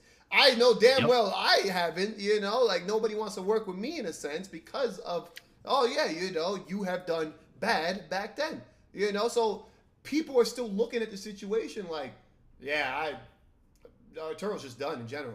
And it sucks. Chris? It sucks because of this. Somebody decided to start something and then boom. Now, again, it would be up to people like me and you, and the other heads of the community to do something about it. And of course, I'm working on something, Chris. I'm working on something. Most people still won't. The TOs will still remain quiet. The sponsors will still look sideways. It's just crazy. That's why it takes a person that has the vision and recognizes the potential of people to go ahead and start speaking to these sponsors and go ahead and advocating for them. I've been said players need managers. I've been said that. A lot of times, the people who are playing the game shouldn't be necessarily responsible for all the other pieces of the career, right? It's not like LeBron James is out there and he's doing his own management for his own stuff. You hire people to do these jobs for you. You have an agent, you know what I'm saying? And so on. So I decided, I'm gonna have to reach out. I'm not going to have to. I already did reach out to a specific sponsor. I'm trying to see what I can do. I have no intention of playing the games whatsoever. I'm old, right? I got other stuff that I want to really get into, but I do think that there are some really cool players who I think haven't gotten perfectly fair shakes that I would love to see on the team. And I'm thinking if I could get this combination of players that I would like to have on the team, it would be insane. So that's what I started literally today. It's just ironic that you'd mentioned this because that's it. I'm going to go ahead and try to do that because I think you're right. There's a thing that happens where after being canceled, there is no path to redemption. And it seems like almost nobody's willing to take that shot. So I think it takes someone to go to those people and explain to them, here's who this person is. Here's what this person represents. We are on the other side of this thing. And do you want to be that voice that says, I'm willing to give this person another shot. And I want to see what this person is capable of now that they're even hungrier than ever to prove how good they are, given the fact that they've been denied these opportunities. And let's see if this is going to work in your favor like it's never happened before. And I think someone has to voice that. And I think me having been on the player side of this thing and had to advocate for myself, I've just become significantly more savvy at what it's like to negotiate and all of those things and how to get that kind of thing happening. And so that's something I really want to work on. Yeah, I speaking of that, right? I think it's like it's been how long, right? We've been doing this for what, like 15 years, maybe even more. Mm-hmm. Obviously, for some people longer, for some people shorter, the newcomers and whatnot, and the people that are going to be new, for like Street Fighter 6 and whatnot. It's just the fact that like these guys are out there, like older than me, right? So I'm 32, right? You got these people, they're supposed to be our OGs, and they're not. Like they're also the ones jumping on these wagons. Like instead of actually going out there to help people, because like I've always said it, right? If I ever get into another position where I'm doing good, I'm going to also look out for people in that exact position, Right. and that's something that I really really want to do. Where I'm just like, look, like there are some people out there, like you said, right, who don't get that shot. They especially if they've gotten into trouble. Yep. For all we know, it's over for them, but it shouldn't be. And that's definitely, obviously the show's called God's Canceled, but I want it to where it's like, hey man, give that man one more shot. Let's see if he's as much of a monster as you think he is, then he'll mess up again, right? Like, and then look, you get all of the publicity of having had the person on your team. You get the good looks of having canceled the person if he messes up again. It's really just a win-win, right? It really is. I actually think it's a win-win for sure for an organization now to be like, yo, I'm giving him a chance. We'll see now. And then I'm telling you, bro, like if it goes bad, that organization gets all the brownie points and the virtue signal points by saying, "Oh, we're canceling this person because we don't stand for anything like that." And now they look good in the eyes of everyone else, right? So it's just like it's a win-win. I really do think, though, more so. Again, it just takes someone that can voice that. It takes someone that can be able to explain and say, "Hey, this is who this person is, and this is what they can bring to your organization." And this canceling thing is over with, because you're like, like I said, when this uncancellation finalizes really soon from now, then then the conversation becomes, okay, where do we move from here? The Bum doubled down, just so we're clear, like about 3 days ago, he doubled down and said again that he is positive that Arturo is guilty, and he still believes it. I actually didn't even know that. He's still going. That definitely sucks to hear. And I honestly, I do wish Bum was here so we could have like a discussion, but at the same time, I don't want it to go like left field. Sure. Maybe there. Of course, there is a discussion to be had, and there's a discussion that needs to be had. Because obviously, like all of the parties involved, definitely, and like even in the case of like some of it was right, there's still like a lot of damage that didn't even need to be done, right? Like even in the case, right? Like like the Beefuteki thing, right? Oh, he smokes crack or whatever. It's like, I mean, look, like That's crazy. But why though? Like my brain can't get there. But why though? It's just literally you that. I think, and it's crazy to me to do that and then walk away. And I think, to be honest with you, these people are brilliant. You know why? Because people's attention spans are incredibly short. And I think you give it a week and people will just move on. And then they're just like, oh, no, it's fine. It's fine. It's just a thing that happened. And it's like, you literally could have killed a man. You could have killed him. And you just think, well, it's okay. I'll just keep going. And there's a thing. There were so many conflicts. I was like really ambivalent about like a bunch of things. I became aware of some things that Matcherino was doing that are like just outright illegal, or allowing to happen, that were outright illegal. And from the very beginning, I was always really careful about what I was willing to talk about and explain, because I knew that some things, if I point out, Matcherino, you tolerated this bad behavior, which is like just certifiably illegal, right? Like there's just nothing, no way around it. And that means all the players who did these things are now guilty. And I was incredibly careful the whole time. I was like, I do not want anyone else to be canceled, right? So, like, all the screenshots, I intentionally blocked out the names. I would block out dates. I'd block out profile pictures. I'd block out anything that would be identifying because I wanted it to be to focus on the content without focusing on the individuals. And so I've tried my best to minimize as much collateral damage as possible. Even my initial, like my very first video on Bum wasn't even accusing him of doing anything crazy. It was more just pointing out, hey, this is not fair. You're accusing Art unfairly. But then when he like doubled down, is when I was like, okay, now I'm about to go in. Maturino from the beginning, it was like, hey, I haven't been completely awful towards you guys. I've been like trying to like make sure that you know whatever. Then once they like refused, then it was like, okay, now I'm gonna go in on Maturino. Same with Bifutaki. And so I think, again, I've just been really, really like careful not to like expose other people to collateral damage. But yeah, it's gross. It's gross. Like imagine what happens. You start getting federal government involved and stuff and looking at taxes and all sorts of nonsense. It gets ugly. And this goes back to what we just said, right? Everyone's got dirt on them. You dig deep enough, you're gonna find something. It's like, you know, it's kind of like if you're in a relationship, right? If you search hard enough, you will be upset, right? The guy might not be cheating on you, but if you search hard enough, you might find a like or a comment somewhere. Like, that's it. Like, it's bound to happen. Everyone is sitting there, you know, freaking folding their arms going, that ain't me. You'll never find anything on me. Dog, you know it's actually funny too, speaking of that. So somebody tried to cancel somebody, right?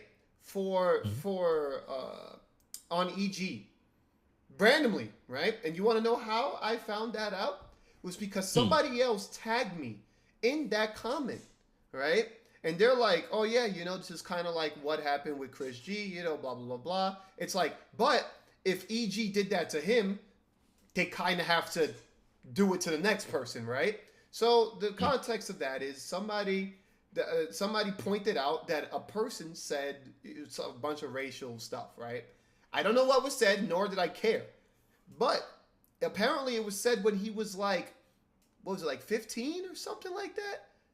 And it's just like, and now I think he's like 19 or 20 now, right? Or so, I don't know. Again, I don't know the exact context of it, but apparently he's on EG, right? Okay. So, but now this is the crazy thing right here. Instantly, somebody searched the guy's name and then the N-word. Moment of silence, guys. All right, now we can move past this. Instantly, hey, didn't you say, yo, that's my N-word or what?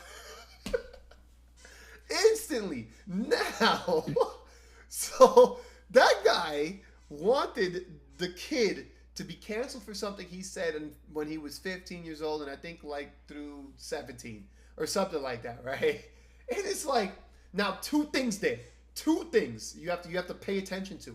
One, the guy gets blown up for doing the blowing up, right?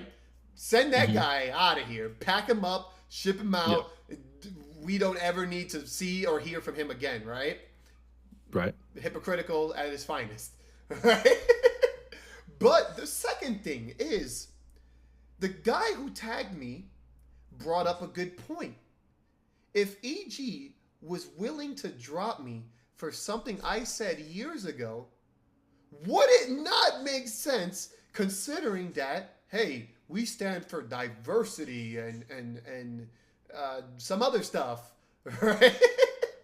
Wouldn't it make sense that any person that ever gets in trouble, they would have to just remove, right? Does it not bring up a good point? If you want to be consistent, you have to stay consistent. You can't just be like, oh, well, you know what? This one guy at this one situation, he's learned, but not anybody else who ever did anything. So you know what? I'm actually going to pay attention to how that works. I'll see. I'll check in, a tweet, every now and then. Be like, I wonder what they're gonna do about this. That would be great to know. But yeah, it's crazy. Like the world is just spinning in a circle, and no one's innocent. Like, so that's the problem, man. Is I remember. I've just seen it in too many situations where, again, we're not innocent until proven guilty in the court of public opinion, and like, I think that's that recrimination, like that punishment for the people who came forward with these accusations should be there. Like, someone who I respect like really, really greatly, Joe Lewis. I remember like someone was saying like, "Yo, what's the punishment for these people for like making these lies up?" And he was just like, "Oh, it's not that deep." Now, I'm pretty sure there's more to what he was saying because he's an incredibly intelligent guy. Is that so I know that is that the FGC guy? Yeah, but he also does a lot of Twitch politics. From East Coast, right? Yes. Okay. And he's a grappler player. Yeah, I remember him from now. New Jersey. Yeah, really cool guy, very, very intelligent. But so like that guy, he's like, yeah, I don't know, it's not that. I don't know if we should really take it that serious. For me, it's like, wait, no. How else do we start teaching people to stop responding in this way than for there to be some sort of backlash? It is gross. It is gross to try to take a person's livelihood and potentially kill that person, and then to just wash your hands of it and be like, oh, it's over now, we're done. All right, so what's your opinion then on what should happen if somebody just blatantly tried to throw somebody under a bus? What do you think should happen to that person? I believe if you have evidence that someone makes a false accusation about someone and knowingly and intentionally does it, I think whatever the punishment would have been for the person had the accusation been true should happen to the accuser. Damn, I kind of like that. I kind of like that. Because again, go ahead. Because like the witch hunts need to have repercussions, right? Like, yep. If you take the past for any type of evidence now, you know that this is never good. When somebody brings out the pitchforks and the torches and stuff, you know it's never good. Someone's going to suffer, and those guys, they might find out 2 days later, oh, it was actually that guy who did it. Yeah. Oh, my bad. Even though you're dead. My bad, man. I wish I could have never did that, So how many witches were thrown in that water only to discover that they couldn't float? Damn it. All of them. So you think about that. What sort of sickness is it to go, I believe this person's guilty, let's go ahead and throw them out there, and then afterwards, once they're dead, it's like, oh, who would have knew? I guess she wasn't a witch. All right, so what are we having for dinner? It's like, wait, no. You literally just did this for no reason. You had no accusation. Like, you had nothing to justify it. How do you do this? You could have killed him. What would the conversation we'd be having right now if we came to the conclusion that he didn't do the things that they said, but it was too late and he already did something drastic? What would we be saying right now? Man, Art was so good for the community. We should have did better. We should have loved him while he was here. Give people their flowers while they're here, man. I hate the notion of waiting until after someone's gone and just being like, yo, I just want to say some positive things. Say it when they're alive. Let them know. Why you think a big reason why, like, obviously God rest his soul, Nelson, when I saw what happened after he passed away, I was just like. It was sick. Yep. I was like, okay. Sick. All right. We're all going to do this. I was his best friend. I was this. I love that guy. Oh, man. What? I lived there, right? Lived there, right? I've seen your comments. Bro, he would get on the commentary and so many people would talk trash. Get this guy off. Why? He didn't contribute. They would just say all this nonsense. My man was funding EMP for a minute. That's OD. He was funding them. And it's just like, you guys did that? Again, like, it was just all the scumbag. But I learned right there. It was a good example, of like, huh. So this is a true nature. of humans. Yeah. This is how humans are. Maybe not person, right? Because person could be the most fantastic thing ever. They could grow up to cure cancer. But people? No. People are bad. Yeah. People are scary. People are not cool. Like it's so gross. That's the thing I will never get behind. I cannot stand the whole, this person was like the best, this person is amazing once they're gone. I mean, once they're gone, yeah. But then like you're hating on them when they were here. I can guarantee you. Some people, like if I was to pass, right? There would be a lot of people that would come out of the woodworks and be like, yo, Fnatic was a good guy. Now there's some people who are so awful that they would still do it. They would still hold on to like, nah, he was a scumbag. One of those people is Bozo Gozo. I look at the fact that I genuinely disappeared off this scene in like 2014. I disappeared, bro. I was gone. I showed up to one Evo, drunk as hell, wanted to show support to my buddy Chris. I think that was 2015. Yeah. Maybe 2016. Around there. I forgot one of those years. I showed up to one of those Evos. And that was the only time. You haven't seen me at an Evo before then, since I like retired, and you haven't seen me at one after then. I've not been in the scene. The first thing I do is I come out and defend art. And then immediately Bozo Gozo goes and says, yo, Fnatic is the dumbest person I've ever met. And, I'm more inclined to believe it because of him. Yeah. Yeah. I actually, I saw that comment. I was like, oh no, that's not good. That blew my mind. He said, Arturo might as well be guilty now.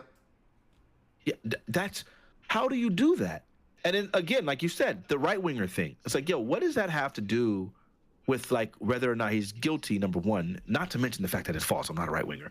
Number one. Number two, what would that have to do with the evidence of whether or not like there's no, yes, everyone's saying that they've been paid after doing all the edits and all the audits.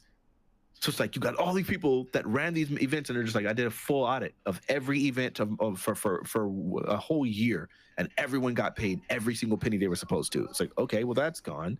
Then it's like, okay, this guy. It's like, yep, every time I've been paid and I'm one of the top players, I've got paid every single event. So it's not me. And it just keeps going over and over and over and over. And it's like, none of that matters because you don't like me. From an event we had, no, because I did the Ask Fnatic show. Do you know what my channel is called? Ask Fnatic, Chris? I actually didn't know, but no. The reason why my show is called Ask Fnatic is because in the Marvel 3 Vanilla days, before Ultimate came out, I had a show, and the show was called Ask Fnatic. And what it was is we went on SRK forums. It was Shogo who was doing this. Anybody who's really old school knows who Shogo is. He was a guy who was doing the Ran Bats at FFA, doing all the Third Strike videos and all that stuff. Shogo went on SRK forums and would just ask people, hey, I'm doing a thread. You ask questions and we're going to have Fnatic answer them. And he would collect a whole bunch of questions and then he would give them to me, and I would just stand in front of a camera and just answer these questions. And he would put it out on a show on the channel, Ask Fnatic. That was the name of the show, Ask Fnatic. And so people would just send in a bunch of questions and I would do it. One time we did an episode about cereal tier lists, and we just went in about which cereals are S tier and B tier and so on and so forth. And that was my show. Bozo Gozo got upset because he said that show was a ripoff of his show because he had a Q&A show. Now, at the time, I was, doing really well tournament-wise. I was, winning Wednesday night fights seasons and, just going ham and doing really well at all the majors that I entered. And so people wanted to watch it. Like I got like 10,000 subscribers like within my first like week, right? And I would air the episode and it would get like 3,000 or 4,000 views a week, right? This is back in 2011. And he was doing, a Q&A show. I had never heard of him a day in my life. And he was getting maybe 50 to 100 views. And he was upset because he felt like my show was a ripoff of his show. And so from that point forward, he's never liked me. And he's still holding on to that grudge so much that he's willing to throw Arturo under the bus because he hates me because I stole his idea of doing a questions and answers show. Well, if it's if it makes you feel better, I don't like him either. Bozo Gozo. But yeah, because they can't see the chat. So for those who don't know, it's Hanzo Gonzo. So like, because I know a comment's gonna be like, yo, who the hell is Bozo Gozo? Bozo Gozo. Yeah. You don't know Bozo Gozo? But yeah, Hanzo Gonzo. I hate that guy. But he hates me to this day. I don't know if we've ever had a serious conversation. I've literally not interacted with him in over 9 years. I feel like it's been 9 years. 9 years. And you're willing to dismiss any evidence having to do with this. Now, here's one of the crazy parts where you want to say, okay, maybe he's not biased. Maybe he just really just doesn't like me and so on and so forth, but he's still open to the truth. Now, in his post, he says, now, I don't know if Art did it or not, but all I know is anyone would have been a better defender than Fnatic. He's the stupidest person I ever know. And then he went and unfollowed Art. And it's like, wait a minute. So now you're unfollowing Arturo Sanchez, who you haven't had any beef with him. He didn't do anything to you because I defended him. You're willing to punish Art because of me. What is that? Yeah, that's not cool. But you know what? Hey, it's the same thing with what Bum said, You know low tier God? Game over. That was it. Checkmate. Like imagine thinking like that's like a gotcha. Right. Low tier God, you lose. That's it. Get him out of here. Canceled. Bro, that's so crazy. And it's like, yo, yeah, I grew up with the dude. That makes me a bad person for meeting a kid when I was 11? Yeah. I was 11 years old when I first met him. 11. You're going to hold that against me because he's been a friend of mine all these years? Now, do we agree about everything? Of course not. Anytime I'm over at his house, we're going to argue. That's just all we're going to do. I'm a debater, and he never wants to admit that I'm right. So we're just going to be arguing nonstop every single time. He hit you with a gotcha. That's it. It's over. But that's it. But you like low tier God. It's like, yeah, that nigga, I grew up with him, of course. I'm not going to turn away a friendship because we disagree politically. I didn't even know politics when I first started meeting him. Bro, I was a kid. I didn't start following politics until recently. Actually, funny thing. He could have informed me. Funny thing, there was some rant. I forgot what I said. I was talking about like posting something or whatever. And some guy was like, I hope you wear your Covenant shirt when you do that. And I'm like, is that supposed to be I'm like, imagine thinking that you got me in some type of way. Like, no, God forbid I support, a guy and wear a shirt. Mind you, the shirt that was in question at the time was the October breast cancer awareness one. Wow. And I'm like, huh. So now you at least my man's actually supporting this. Like, what are you doing? Yeah. Like, you know what I'm saying? Like, it's so gross. Yeah, no, man. I look at it, and I'm not gonna go into no specifics, but I'm gonna just say it. Like, I'm a person that I just do what I do, and I believe in what I believe in, and I stand for what I stand in, and I've never been the person to like put it all out there. So like, without going into any specifics, when people have come into need in the community, I'm a person that shows up, and I will do stuff, and I will help. And for me, it's like, I know, again, that all of the people that have ever interacted with me, the real people, none of them have ever came away like, oh, this guy's a scumbag. You can say, again, I'm a pop-off artist. You can say I'm annoying.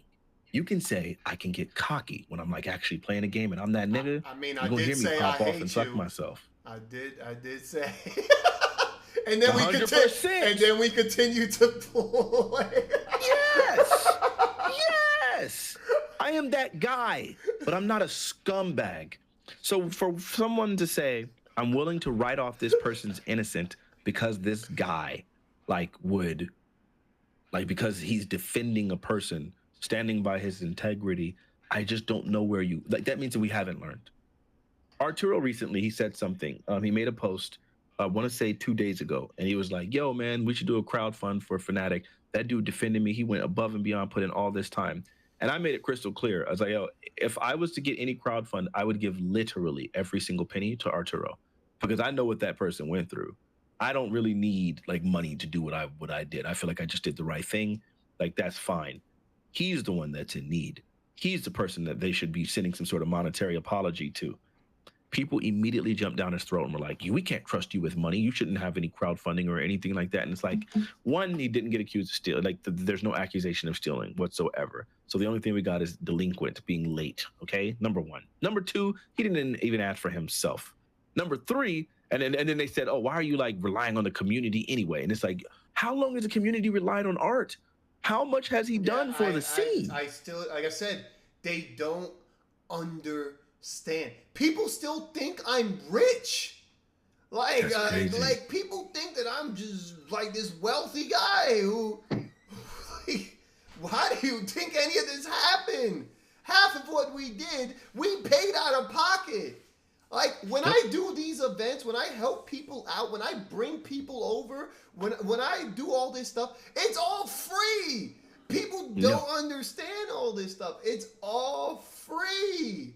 You think when I bring my setup somewhere, you think I get paid for that? Like, no, right. It's because I do it because I want to support. I do these things because I want to help. I want the scene to grow. That's what we do. We want the scene to grow.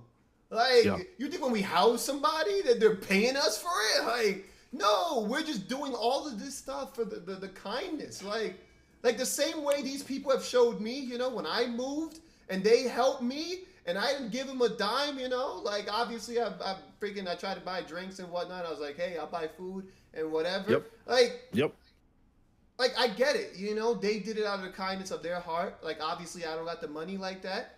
But again, when they need help, hey, I'm there, right? When you want somebody to commentate something, I'll commentate. Like we don't need money like that. But at the same time, people at some point, they need to understand this is how this works. Like we do all this and then, you know, we all try to get money together. You all have to grow it somehow.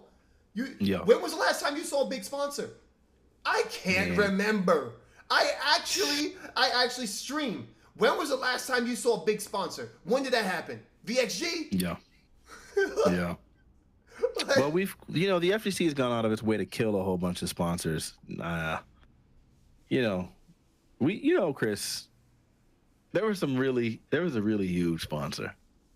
There's a really huge sponsor, and they were doing a lot for the scene by way of the players. And I feel like the scene went out of its way to cancel those people.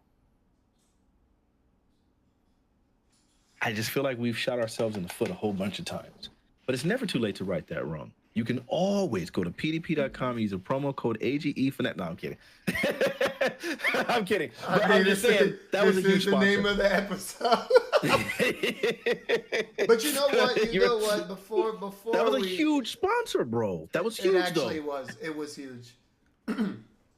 But before we go too ham and go too long, we did not get to almost anything Fnatic related, and obviously I know, like I said, Champ jumped I wasn't even. He just jumped like it was a whole mountain. Like he started. He hit the ground running. Yeah, like it was crazy, and I guess obviously he for some reason Fnatic Champ just be wanting to just know like fast, and I always tell him like, hey, like let me kind of start off slow. Ask some questions, get to know the guest. But Champy just like, did you do it? Yeah. But yeah, let's at least get some stuff, talked about. Okay. But yeah, so obviously we know you have AGE Fnatic. We know you as the promo code guy, and we know you played Marvel 2. Did it start before there? Oh, for sure. I played every fighting game, bro. I started out in Street Fighter 2, Karate Champ. I was on a Nintendo. I started playing fighting games around 8. Never got into arcades really, but I played, you know, so I started at Street Fighter 2, then eventually Street Fighter 3, then Killer Instincts, like on the Super Nintendo, then Mortal Kombat. How are you in 3. Street Fighter, by the way? You said, what's that? How are you in Street Fighter? I've never actually even seen you really play Street Fighter at all, but... I know. I'm probably bad now, but as a kid, before I discovered fighting game community, I was like obviously the best. We had a little apartment complex, and all the people would come in. I'm the youngest of my siblings. I got some siblings that are like 6 years older than me. So some siblings that are 10 years older than me, excuse me. And they would bring their friends over who were like playing Street Fighter. And I was this 9-10-year-old kid that was watching them. It was just like, yeah, we could do it first. Now, we didn't do first to 10s. Now, but was it Ken or Chun-Li? Ken. I played Ken. Yep. I didn't want to go there, but I just thought it would be funny. You do. But yeah, no, it was wild. Like to me, like that, like I was always just really, really good. Another example, like Mortal Kombat. I played Mortal Kombat 3, and the way I learned that game, it's so wild. Once I learned how the combo system worked, I would fight against like Goro or Motaro, like it was Ultimate Marvel 3. I'd like fight against Motaro because there was a code to unlock him. And I would put his like handicap all the way up and put mine all the way down, and I would just jump in with a character, and I would like do jab, like high punch. Okay, that didn't work, or it did hit. Okay, high punch, high kick. That insta combo. Okay, high punch, light kick. And I would just go through each iteration to find out how to do the combos until I had like a really comprehensive like combo guide for like every character. Literally discovered that way. That was literally what I did as well. In MK Trilogy, you could set the damage, and I learned how to do brutalities that way. Literally, that's how I did brutalities. Yeah, I would literally kill the character 100 times, and just be like, all right, obviously it starts with square. All right, let's go to circle. Damn it! Now I gotta go through 2 whole rounds again just to figure out if it's now square X. Yep. And when you think about that, Chris, because even block was an option for one of the buttons for like during a brutality. More often than not, it wasn't, but it could be on some occasions. It definitely was. So you had to go through 5 iterations sometimes before you got the next one button and like a 15-button sequence. It was crazy, but that's how I discovered the brutalities. I like do it until I finally got third hit, and it'd be like, oh, third hit is a triangle. Write it down. Then it'd be like, okay, square, triangle, circle. Nope. Okay, square, triangle, X. Nope. Square, triangle. But it takes all that time. That's how I discovered all the brutalities. So I did that. And I played Mortal Kombat Ultimate. I played against all my friends and stuff, and I thought it was pretty solid. All right. Long story short, one day I went to Big E's tournament, right? You remember how we had that one venue where there was like a hotel room and you could just see into all those rooms around? It was like a big old Coliseum-like kind of space. And so you could just see all the rooms. Was it the Smooth Viper one where he jumped the floor? And I don't know. And busted his leg? Because if that's what you're talking about, I think that is that it, Static? Was that the? I think it might be the Sheraton. Yeah. Was that the Smooth Viper? I didn't know that he did that there. Yeah, he jumped a whole floor, and because Remix, I think bet him, what was it, $10 or $20? So he leaped it where the second floor they had like a piano or something like that, but it was like a small area, and yeah, he was just like, yeah, I'll jump it, and then they had to bring him to the hospital, but oh my god, but yeah, that didn't sound like a good one. That's why I aided the break where if you see that infamous video of him fighting the bionic arm video, yep, he has a cast on his leg. I didn't know that. Wow. But There's always some lore. There's always lore. Dude. So look, I'm at that venue, which was I think one of the best venues ever, because you could literally just go stand out your room and look, and you'd see like a window open with someone like playing Mortal Kombat or playing a different game, and you just go in there. Oh, let me see what these guys playing, and you just go in there and you start playing games with random folks. It was awesome. I loved it, and even though the venue itself was oof, but. Yeah. But, oh man, I met some folks there. That was baller, bro. That was a bomb. I love that venue. Anyway, that was my first Big E tournament, and I go there and I play. There's a guy and he's like setting up Mortal Kombat, And he's like, yeah, I'm running the Mortal Kombat tournament. Da, da, da, da, da. And I'm like, oh yeah, oh I used to play this game. Let me play you. And I just hop on. I haven't touched the game in probably 10 years, and I clap him, clap him. And I'm feeling myself like, whoa, I guess I'm pretty good at this. Because I've never played it at a professional level. And I have this rule. If you haven't played against like people that are like really like part of a community in a game, then you suck at the game. Like, because I played Marvel vs. Capcom 2 and you don't know. Because I played Marvel 2 and I thought I was the best in the world, literally. And then I went and played against random players and was getting washed. And I was like, oh, there's a whole nother level to this game. And then you beat those people, then you go to another level, and then you go to another level. You know what I'm saying? So I just learned with every game, unless you've like had that experience, you don't know about like how to actually break a game. There's always a community that has broken a game. But I watched that dude, and I felt so good about it. And then he went on to go win the Ultimate Mortal Kombat 3 tournament. And I was like, oh, that means I was actually really nice at this game. I mean, I knew my combos. I knew I had like techniques that I just didn't know that I was actually really, really good. And I feel like that was the case for a lot of games. Because a lot of games you couldn't play in arcade. I couldn't play in arcade because I can't do Shoryukens on a joystick. So I couldn't play any games on arcade. Fortunately for me, Magneto doesn't require a Shoryuken except for his force field, which nobody do. Oh yeah, if you got that move, you probably lost the game. Yeah, 100%. 100%. Probably that lost. was never what you wanted.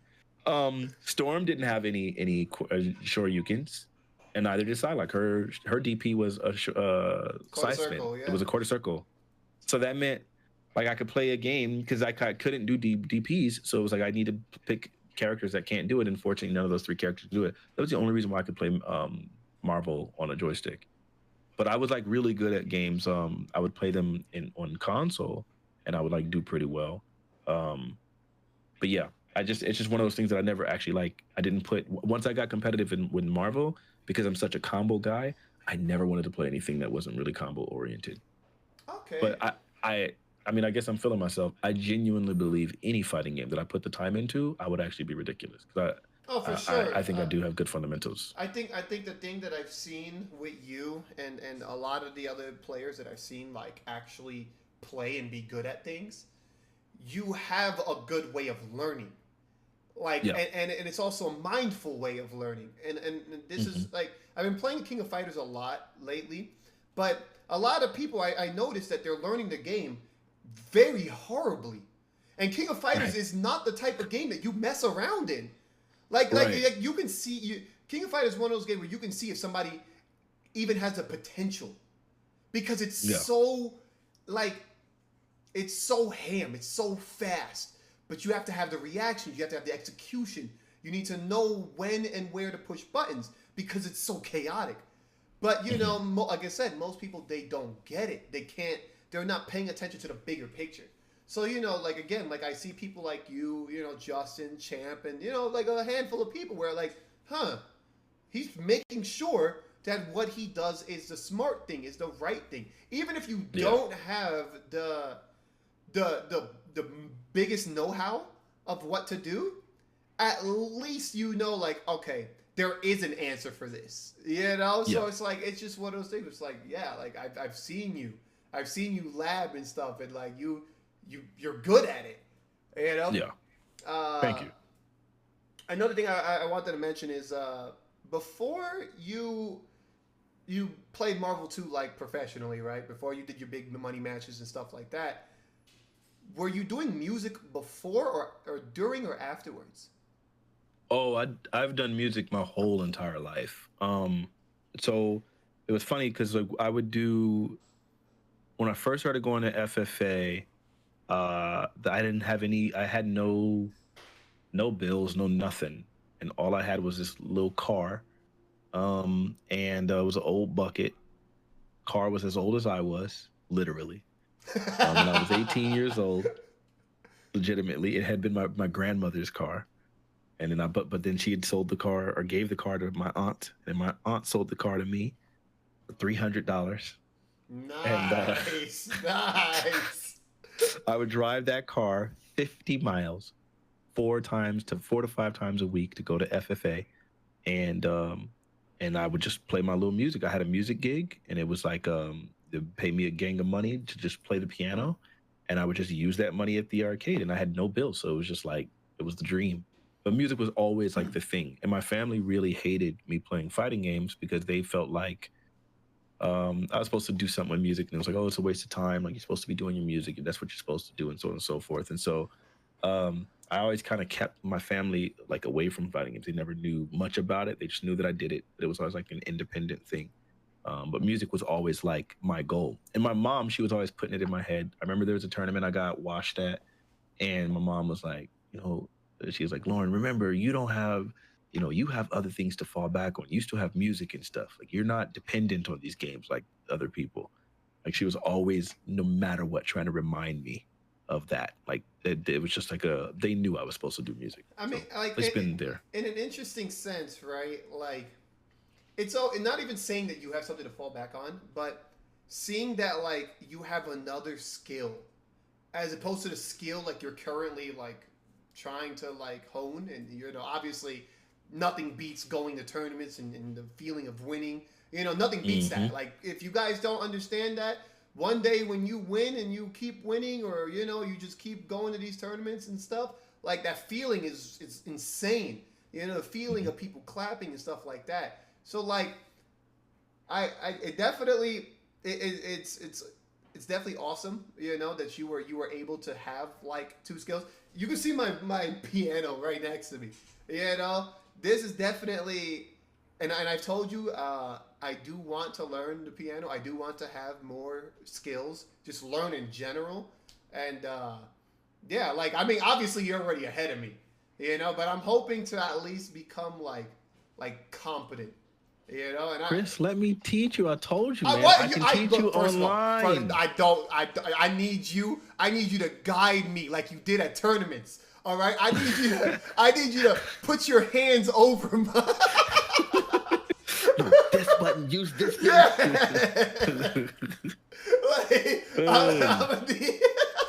And then put some candles. You gotta put some candles. Dim light.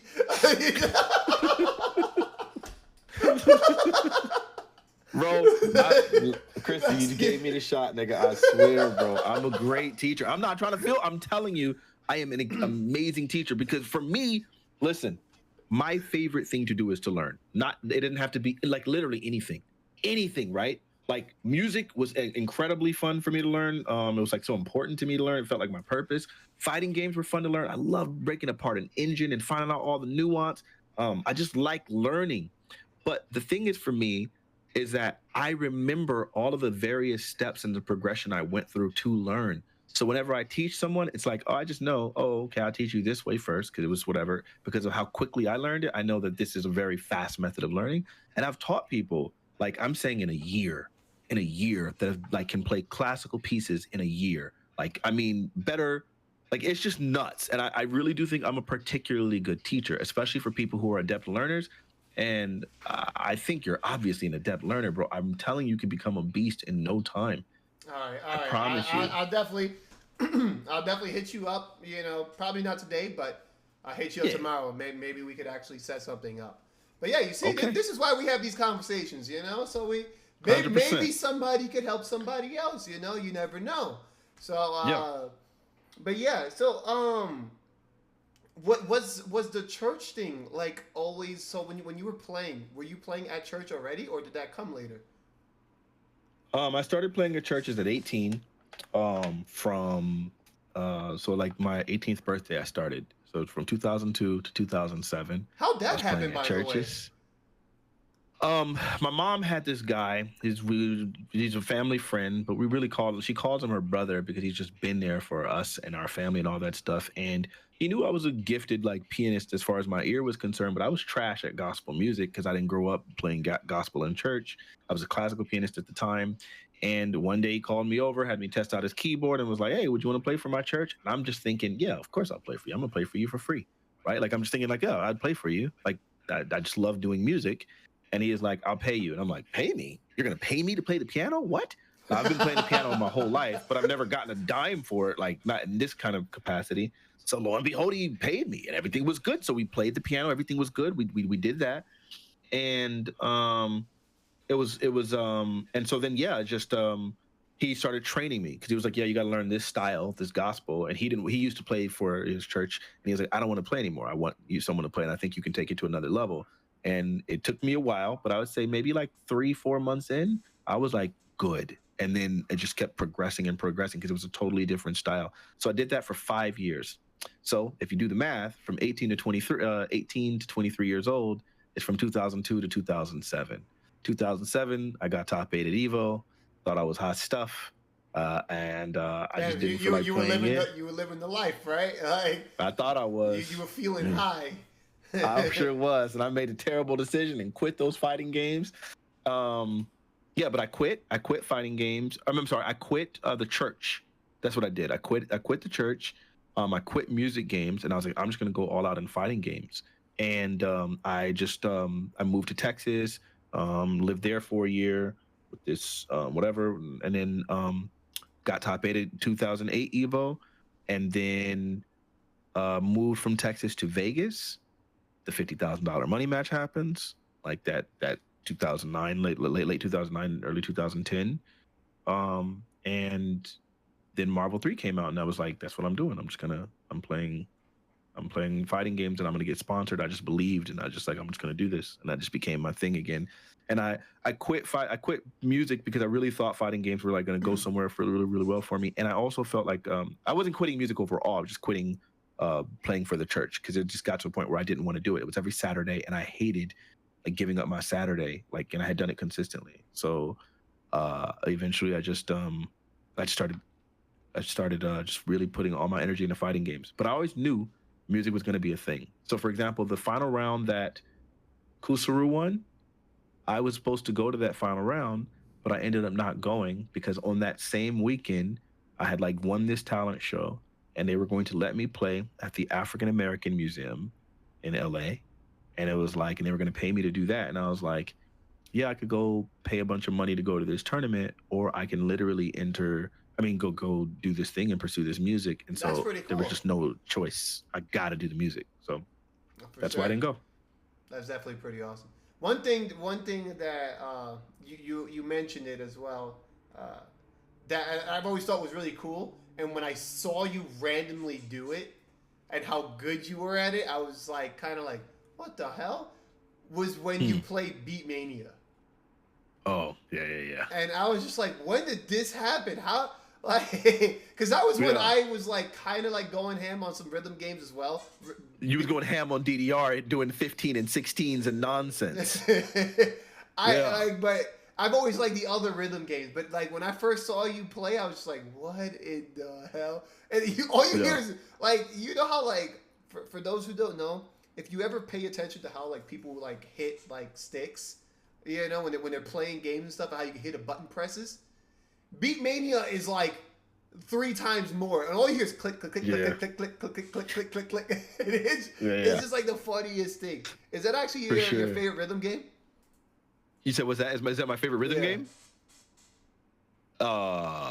It's literally my favorite game of all time. I like that game more than I like fighting games, more than I like puzzle games, more than I like adventure games and platformers. And I love all games. I'm a gamer, always have been. But that game is the best game ever made. It is euphoric to play that game when you're playing it at a high level. It's euphoric. Like, because you're making the song. It definitely looks that way. Bro, you know how DDR, like you hit the rhythms and the rhythms go to the beat of the song.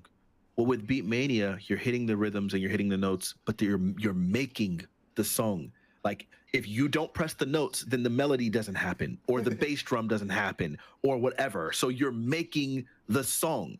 Like, I love doing music already and playing instruments, and now you're going to tell me I'm going to be listening to some of the best songs that I've ever heard in my freaking life while I'm actively contributing to the song and like making it with the rhythm, and it's the best game I've ever played in my whole freaking life. It's so good.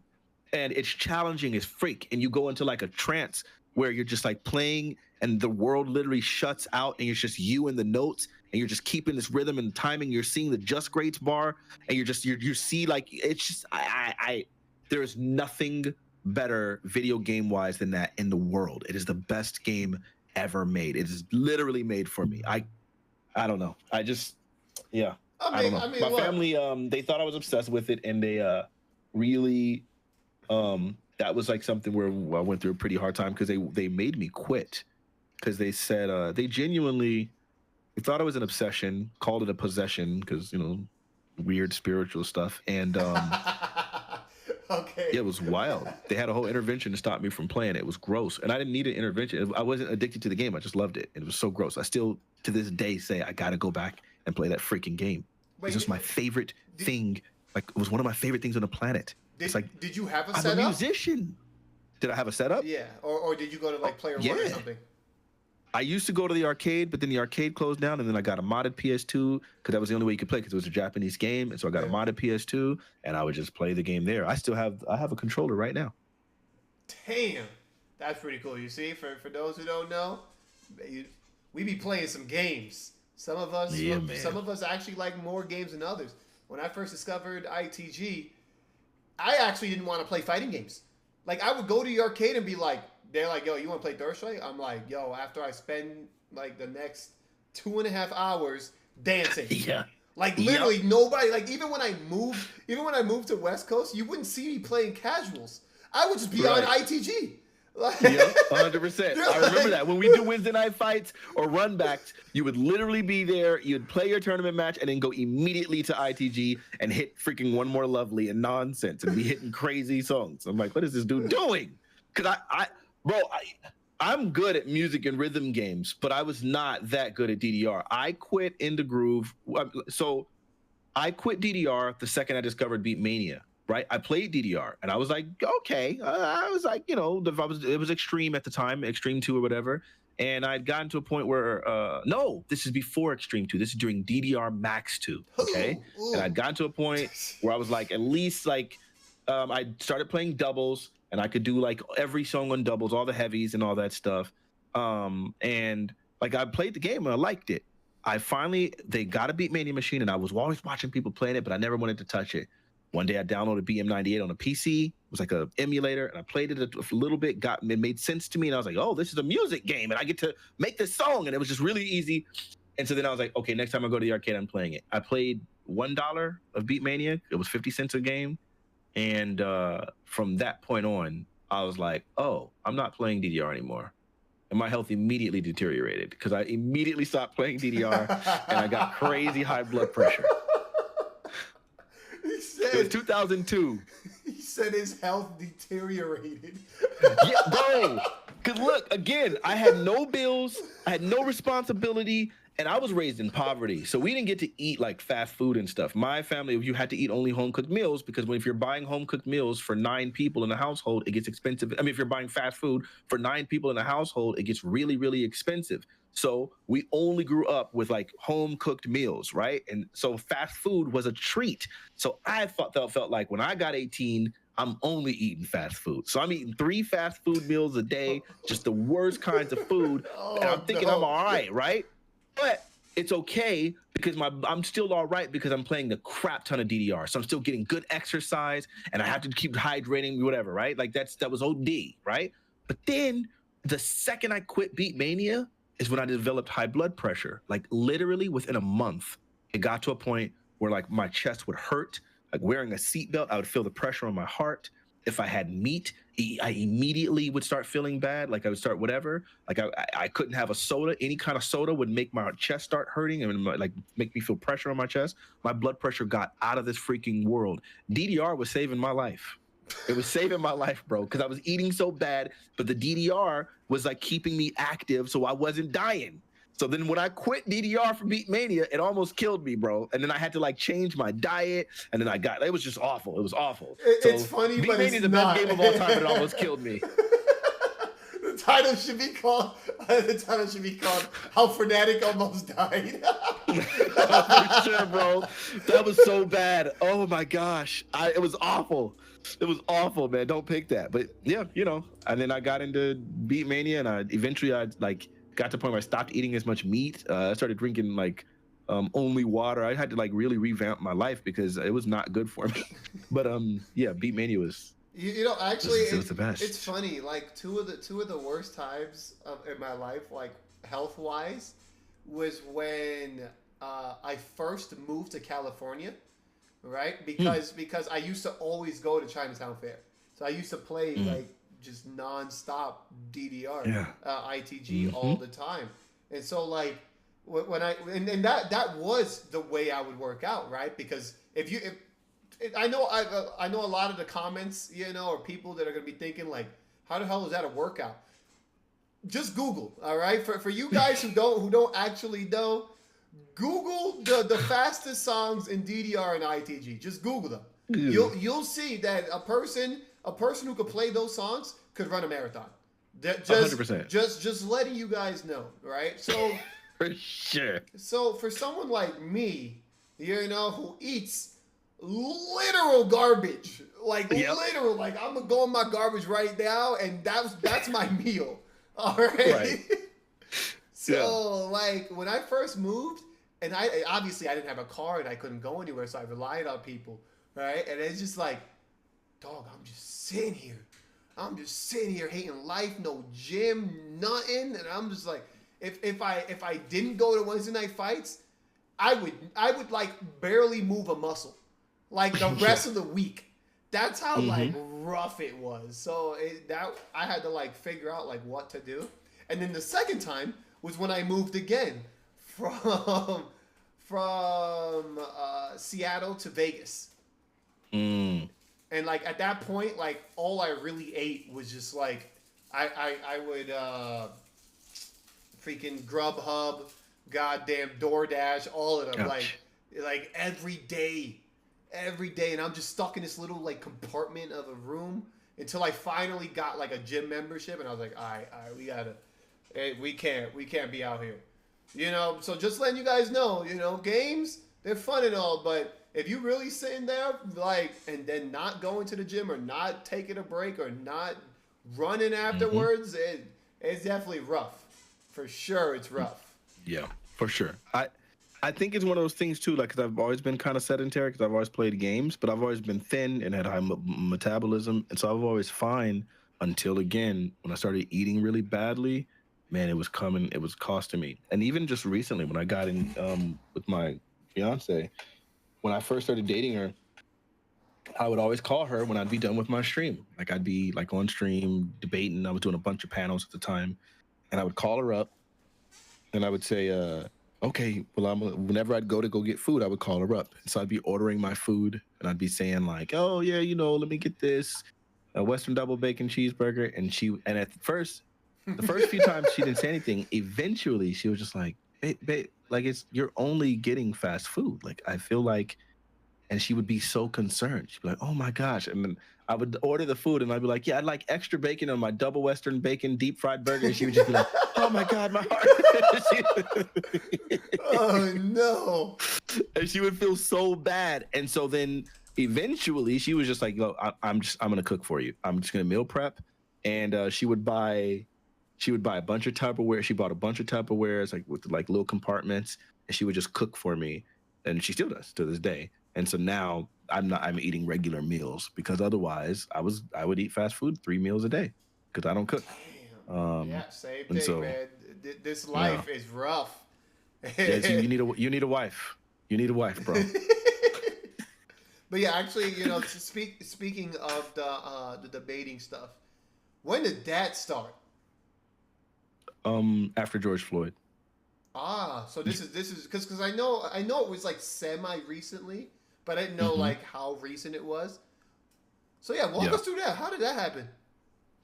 So I've always been like a person that debates and argues, like since childhood. I just like to argue. I just I like to suss out ideas and stuff. And after George Floyd happened, I just remember that thing was really rough for me. George Floyd tape was awful. I still haven't watched the whole thing. And so it was that. And then I watched Jesse Lee Peterson. And I was just like watching, like it was recommended to me on YouTube, and it was him interviewing some woman, and he was asking her about systemic racism, and she didn't know how to answer it. And since she couldn't answer it, I was like, oh. And I just saw how like she was just not able to think on her toes quick enough to answer this guy's questions. And I said to myself, if I was in that situation, if I had that opportunity, I would be able to handle it because I'm really good at expressing myself and like thinking on my toes and all that. I can do this. So that was like, I want this. And so I started praying for that opportunity. Like, just give me a chance to get into that room with that man and have him ask me those same questions, and I'm gonna go ham. And I actually I really don't know like how it that video. happened. I It really happened. like that video. It was It's funny. one of my favorites. It's funny. Yeah. Because you can tell. I was in there. It's just one of those things where people are trying to like lock you in corners, like, and then see how you squirm, and like he's trying to make sure that he get everything's a gotcha. Every moment. Everything's a gotcha. Yep. And it was just like, but I was so ready. I was so prepared. And everything he said, I was just able to just like shut it down. And then and I would clap him to the point that he knew he didn't have a point. He was looking real stupid. Then he would go, well, we need to move on because of time. And that happened over and over and over and over again. And it was like, bro, I don't know anybody who did as well against that dude. Because that dude is beyond like coonish. It is the worst kind of grift I've ever seen. But so then that why do you was think like he again, does it? You like obviously it works, money, right? It works. Like that's the thing, right? It generates clicks, and like every time he puts people in a corner and sees when they can't get out, like that's it. Like even if you have good points, you lose, right? Because it's kind of like one of those things where he couldn't finish the race, so you lose by default. Like that's it. So that guy is man. He is like the definitions of of a Looney Tunes character.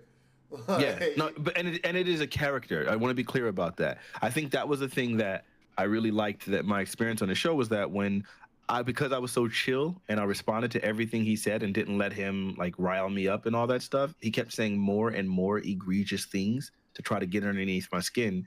But then that made it obvious, like, oh, so you know what you're doing. You're trying your best. Now, what a lot of people don't know is afterwards, I started running the Fnatic show, where I started like going to that studio and like bringing in guests and all that stuff. And it's ironic. Today is the anniversary of when I posted like those screenshots on my Facebook. Facebook already tells you a year ago today you said or you did this. Yeah. Well, a year ago today was me posting the day I recorded the episode on February 8th last year. And it was Jesse Lee Peterson. He came to my show and I got to interview him and ask him questions. And it became so painfully obvious that this dude is a troll. One of the things that we talked about, because he says that the female orgasm is a myth. And he says that women are not supposed to orgasm because a woman orgasming is her trying to be a man. That's why it's so hard for them to orgasm. I'm dead serious. And I was looking at him like, wait, what? You know what's the thing? Like, that's, okay, you see, this is one of those type of things, right?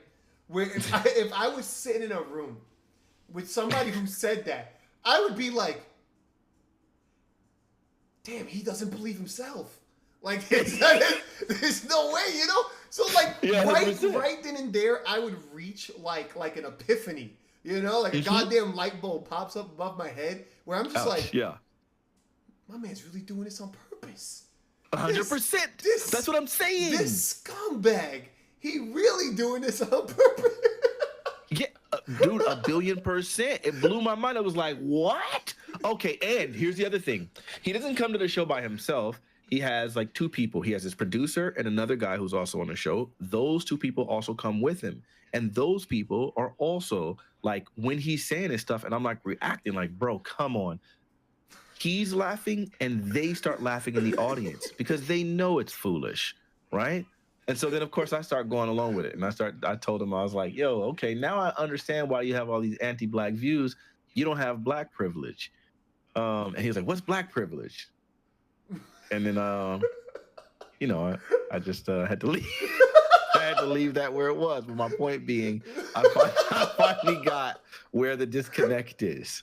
That he projects, and I was just being an idiot. It was a good time. I can't wait. I swear I just reached out to the person, my producer for that show. Some of y'all gonna get that later. And I definitely messaged them And I just told her today, I was like, hey, I hope you haven't forgot about me. We still got more work to do because she has to edit this video. But we're gonna do it. We're doing it. Oh, for sure. I mean, look, I like watching nonsense, and it's weird too because obviously, like, it is counterproductive. Let's be real, right? Yeah. But just like anything we watch on TV or whatever, it is still nonsense. Entertaining. It's entertaining. Yep. You have, I mean, I'm back. Fun might be like the wrong word, but like, there's still some type of like, it's just that like that side grin. Where you're trying not to smile, but like it's cracking. Like it's that type of like entertainment and humor. Where you're like, dog. Like, and another thing too is that like in those situations, right? And even like in some of the situations that I've seen you in, with your debates and stuff, and like people just get like out there angry. Like they're just like extra offended and stuff like that. And I'm just like, you do realize this is a debate, right? Right. Like, you do realize, like, regardless of how you feel and regardless of what the person says, whether or not they're right or wrong, you do realize that there's still a winner. Like, like you can, like, people forget that these type of things are still competitions. Like, I mean, I was gonna say like it was as if there would be like some type of show, but there are competitions. People win awards for debating. Like, and like sometimes you won't even be on that side. It'll be like, all right, I need you to defend white people, and I'm gonna be like, what? And sometimes they fail so bad that nothing is worse than when you're like rooting for a person because you agree with them, but then they do such a bad job that it makes them look awful. And it's like, ugh, that's not the argument I would have used. That's not. This doesn't look good. I think a good example of that, not to drag, but it's like that. Like I think even the art situation. I think that's a situation where it's like I'm pretty sure some people were really rooting for him. Like, oh my gosh, but then that stream it just didn't go well. Because of the pressure and all that kind of stuff. So I just feel like it's one of those situations where, man, you want to get in there and help. You want to get in there and do it. Yeah, I mean that puts the nail on the head. It doesn't matter what you feel about art in that situation. It really doesn't. Like I said, there's still a winner and a loser. In that situation with Arturo trying to talk, I'm like, dog, this ain't real. Like, my man's just really just, come on, like, and I get it. You do your best. Like, this was him doing his best. But, I mean, man, exactly. Sometimes you're like, I'd rather just believe you did it. Like, and it sucks. It sucks to, like, even, like, admit that, because nobody wants to say that, like, oh, you should just be guilty for something. But it is one of those things where it's like, dog, like, even if you were innocent, how are you going to get out of this? How are you getting out of this? I'm going to tell you how you get out, though. There was something I said at the very, very beginning, and it was really rewarding and kind of validating. It's because from the very beginning, one of the things that I kept telling Art, I kept saying over and over again, the truth will set you free. Like, you have the truth on your side, you don't have anything to worry about. And I think towards the end, when we finally got towards the end of this canceling thing, and he said specifically back to me, truth will set me free. The truth set me free. And I was like, we got it. Like, it's just having that like callback and that realization of like, yo, all we did was tell the truth. I didn't have to lie. I didn't have to manipulate. All I did was have to tell the facts, and it set him free. I think that to me was just like, it was powerful, man. It was powerful. That's definitely powerful. It is awesome. Like, at the end of the day, I don't want to see anyone suffer. I don't. Right. Whether or not I truly believe it's funny when people do foot and mouth syndrome, but at the same time, I still feel like, damn, like, nobody should go out that way. You know what I'm saying? Like, right. You could laugh and say that in the same breath. Nobody should go out that way. Like, everybody deserves, I guess it's always, not everybody, but in a sense, right? Everybody deserves a second chance. And man, like, at least, and again, like, even if he did some wrong, he still deserves one more chance, at least in the case, because again, he did so much for the scene, right? So it's like he did too much. That's the thing, man. It's like, I totally agree. I think people deserve second chances. I don't think this is a second chance for Art, because I don't think he's on his first chance because he didn't do anything wrong. It shouldn't be the thing, right? Exactly. Right. So this is still his first chance, just to be clear. But then also, I think even people like Bum, Bifuteki, and D-Nice, I think they deserve a second chance. But I think that second chance only comes with acknowledgement of the original wrong that they did. And it's crazy to me because, Bum could go live tomorrow. He could go live tomorrow, and you will have people in his chat that are still going to defend him, that'll still like back him up because they're just loyal to him no matter what.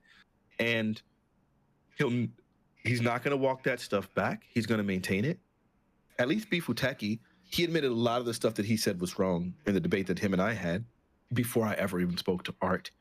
So it's like he walked some of it back. D-Silent has just decided to disappear, right? So, aka D-Nice. And so it's like, in reality, these people need to make statements. They need to come clear. Yeah, that's his name. Because anytime you hit that nigga with the facts. I love your nickname. Your nickname for people is top tier. Bozo Gozo. Bozo Gozo. That was on D. But I didn't come up with D-Silent, right? Like, that was someone else said it, and I was like, that is because he was engaging. And the second I posted the proof, and I was like, no, that's not the math, because you're leaving out an additional 4% from da-da-da-da. Then he just got silent. He really refused to talk anymore. It was like, oh, so you're here.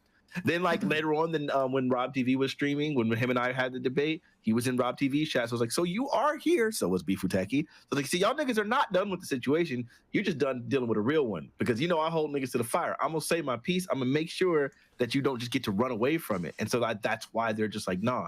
And it'd be one thing again if you can say Bum deleted me because he felt like I was trying to ruin his name, which I was not. But you could say that. Art never spoke to Bum at all, never said a word, never interacted, and Bum deleted him too. How do we hold him accountable for that? There was one thing I didn't mention. One thing I find kind of crazy is that, so they're doing all this, right, where they're all attacking him and whatnot. Now, so in Bifuteki's case, it was as if, right, he's always hated Arturo, right? So let's just throw that out there. It's pretty safe to assume my man's hates Arturo, right? Yeah. Now, in the given situation that, let's say, Bifuteki knows some stuff about Arturo. Let's say Arturo is a bad person. Let's say Arturo is a scumbag. Let's say Arturo does do drugs, crack, or whatever the hell, right? Now, this is the thing. One does not have to do with the other. So, if his argument is that, he was always a scumbag, make that a different thing. All right? Like, post that argument separate. Be like, hey, yes, Arturo's always been a scumbag because of blah, blah, blah, blah, blah, blah. Like, so at least we could, see, okay, so it's not just you hating on a man. You know? But, again, at that situation, that's all it seemed. It just seemed like Bifuteki just hates Arturo and wants to see him suffer. All right? So, 100%. It seemed that he used this whole Matcherino situation to do that. And, that does suck. But again, if that was his intentions, where he, knew some stuff, maybe he should have just kept it as that, So, I don't know. I don't know what they were thinking. And I don't know why they haven't, acknowledged it after the fact. But time will tell, right? We don't know. I think it's a matter of, look, I'm going to just say it. I feel like it's up to everyone else to hold people accountable. You see bad behavior, you can be the person to react to it, right? Everyone could have spoken up to defend Art. Everyone could have been fair and investigated to find out what actually happened. No one did it. Anyone could have. So it's up to you to be that person, right? Art didn't know me. He didn't know me from Adam. I had no investment. I'm not part of the scene. I don't gain or lose when Match Arena rises or falls. It has no benefit to me and my personal life. When this saga is over, I will move on, go on about my life. This will be a thing that happened behind me that 99% of people will never even know. In whatever field I get into, whatever other projects I have going on, this is not going to impact me. What it's going to impact is the community, because you guys almost lost somebody that was important for the entire scene. You can be the person to step up in these moments and speak. Do what should be done. And in the same sense, you can also be the person that would speak when you see bad actors that don't want to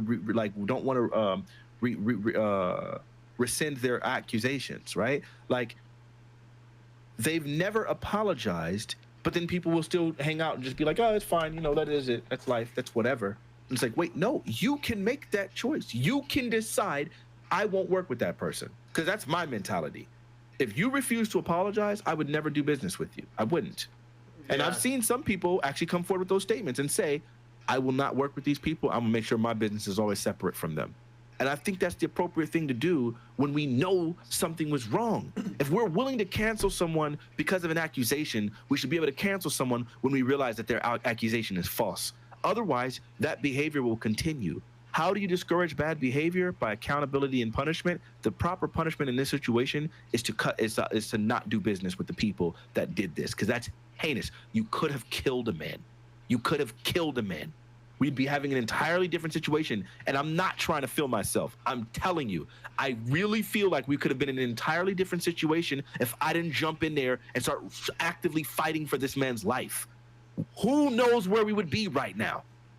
That is kind of crazy. And instead, we just move on? Freak out of here. Freak out of here. That's sick. Damn it, my throat. That is something that needs to be heard, expressed more. Like, I feel like people need to start spamming things like this. Is that you really, and it's crazy too, because, like, again, even I couldn't say anything. He's done. In my eyes, in the public's eyes, he's done. Whether or not I want to, I'm not gonna put in the amount of work. I'm not gonna do what you did. Of course. Like, I'm gonna be real. I wouldn't do what you did. Especially to somebody I don't consider, my closest homie, right? Like, like if something like that happened to you, I'd be like, oh snap, let me figure this out. There's no way, Right. So, right. The fact that you did that. And again, like, people, they're gonna discredit you. They're gonna say all this stuff, and people are gonna be downplaying the situation. And of course, this is just gonna be like any other cancel thing, any other newsworthy thing, any other FGC drama crap. It'll just blow over, like nothing happened. And like you said, somebody could have died. And a lot of times, again, bad things happen. Bad things happen, and people go, oh, well, you know what? That's none of my business. It was your business. It was. Yeah. 100%. 100%. It's crazy, because I really thought I would be out on a limb 100% by myself. And then this guy Blu-ray, that dude, in the beginning, I didn't know who the freak he was. He was just some random person on Twitter posting receipts. I'm like, where the fuck did that receipt came from? That guy definitely came out of the woodworks. I'm pretty sure I've heard of him, and I think I've even met him or seen him before. I feel like he's been a part of the scene for a while, but I still, I was confused. Yeah, but he had receipts, and he was doing work, and I was like, at first I was like, I was so suspicious of everyone, because I just didn't know who I could trust, and then he just kept posting in such good stuff, and I was like, yo, this dude is the truth. This nigga's spitting. So at that point, then I started hitting him up myself, yo, what's good, and again, that was another person that really, really came through. I'm just glad that it wasn't only me, and to be honest with you, I've said this a billion times, the whole defense and stuff for Art, it wasn't even my own receipts. It was his narrative. I keep saying I'm going to do it, man, and I guess I just need to go ahead and do it. I need to go back through his stream and just juxtapose moments of his stream to things that he said next to things that I said. And so I can show you, he said it, I just said it differently. Because he really did give his own defense. It's just a lot of people weren't listening because of the way he delivered it. The receipts So- thing. I mean, that's all people. That's it. That's all Yeah. people care about. That's all people still care about. But Yeah. you know, it is what it For is. sure. All right. I guess you know the final question is, what does the future hold for Fnatic? I know you mentioned something about hitting people up and trying to get some stuff done. I know one of these plans also includes teaching the great and powerful Chris G how to move his fingers differently. 100%. We're gonna have you a beast on that piano. If you trust me, I swear that it shouldn't take a month for you to see crazy results. Yeah, So what that's else? that. What else? What's new for your music career, your gaming career? What's going on? So look, I'm gonna tell you what I'm about to do. I decided after everything that was happening and talking to Art made the statement to me. He was like, "Yo, I think you should be a defense attorney. You'd be really good at it." And I was like, "I would be. I think so. It's something I always wanted to be since I was a kid." And so I went and I looked up this website and I found a freaking LSAT test and I took it and I got a 162.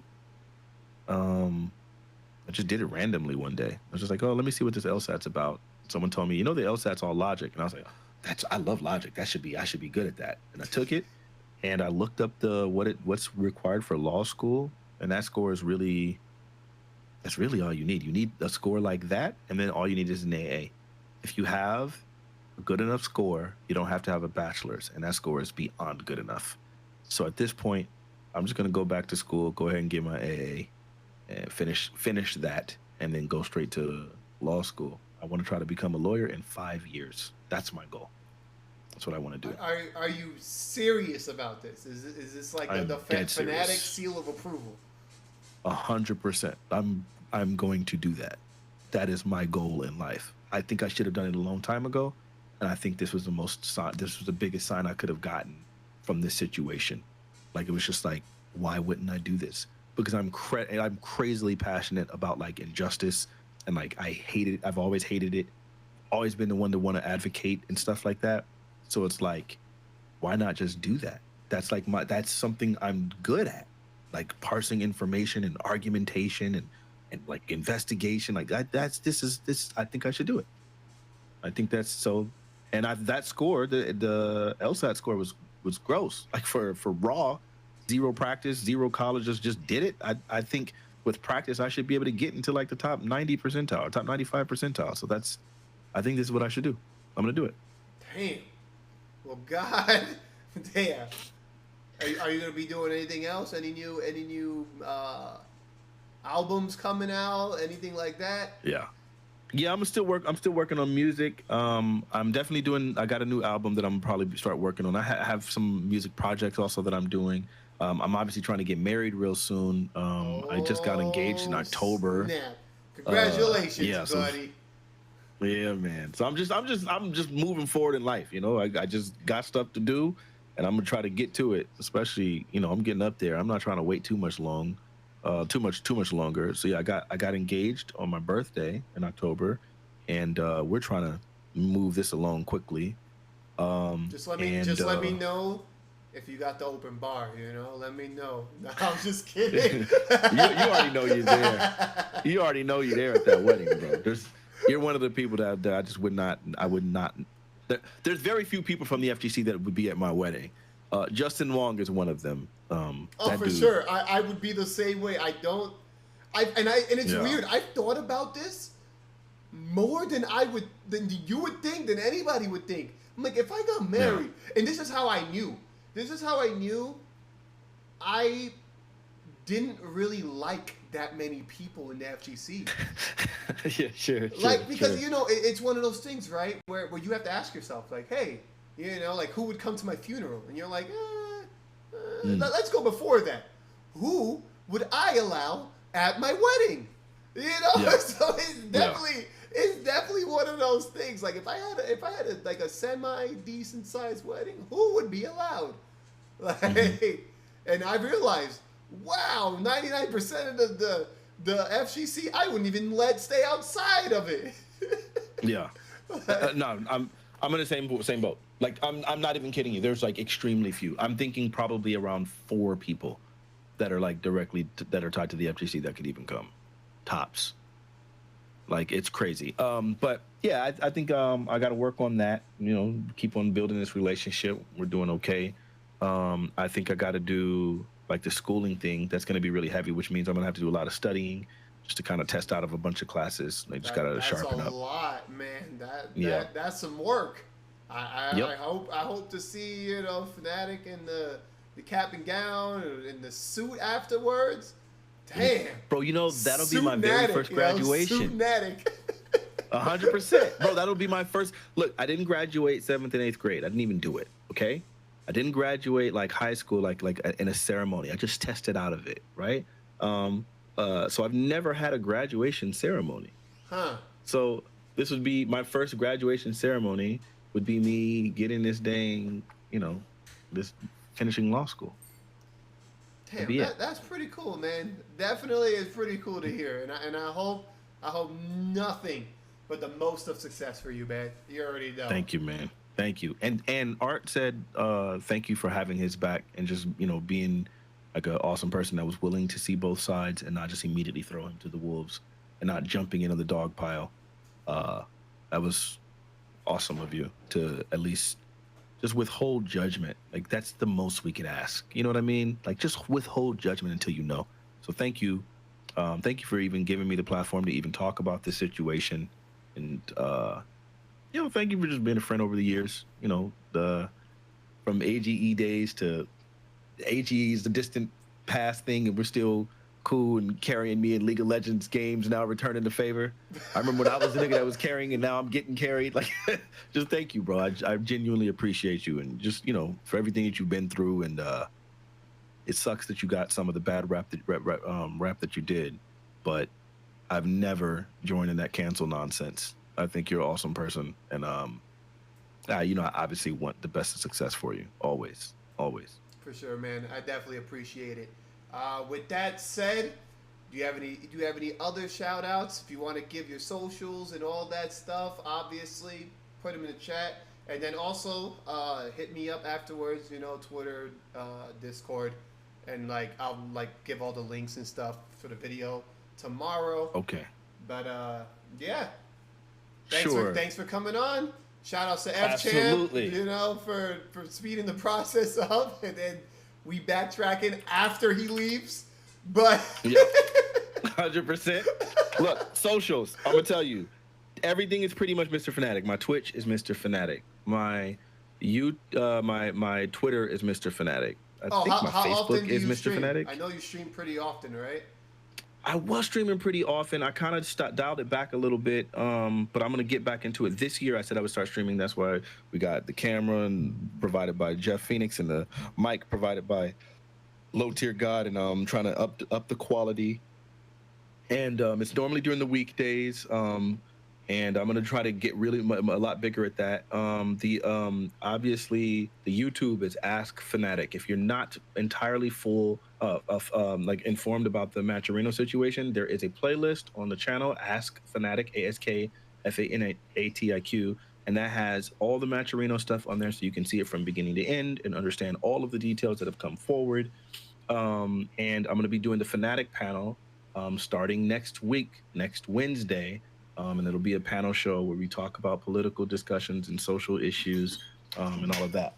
Get out! My dog just busted in the house. So yeah, that's the best ending. Get the out! I have my door cracked. Yeah. All right. With that said.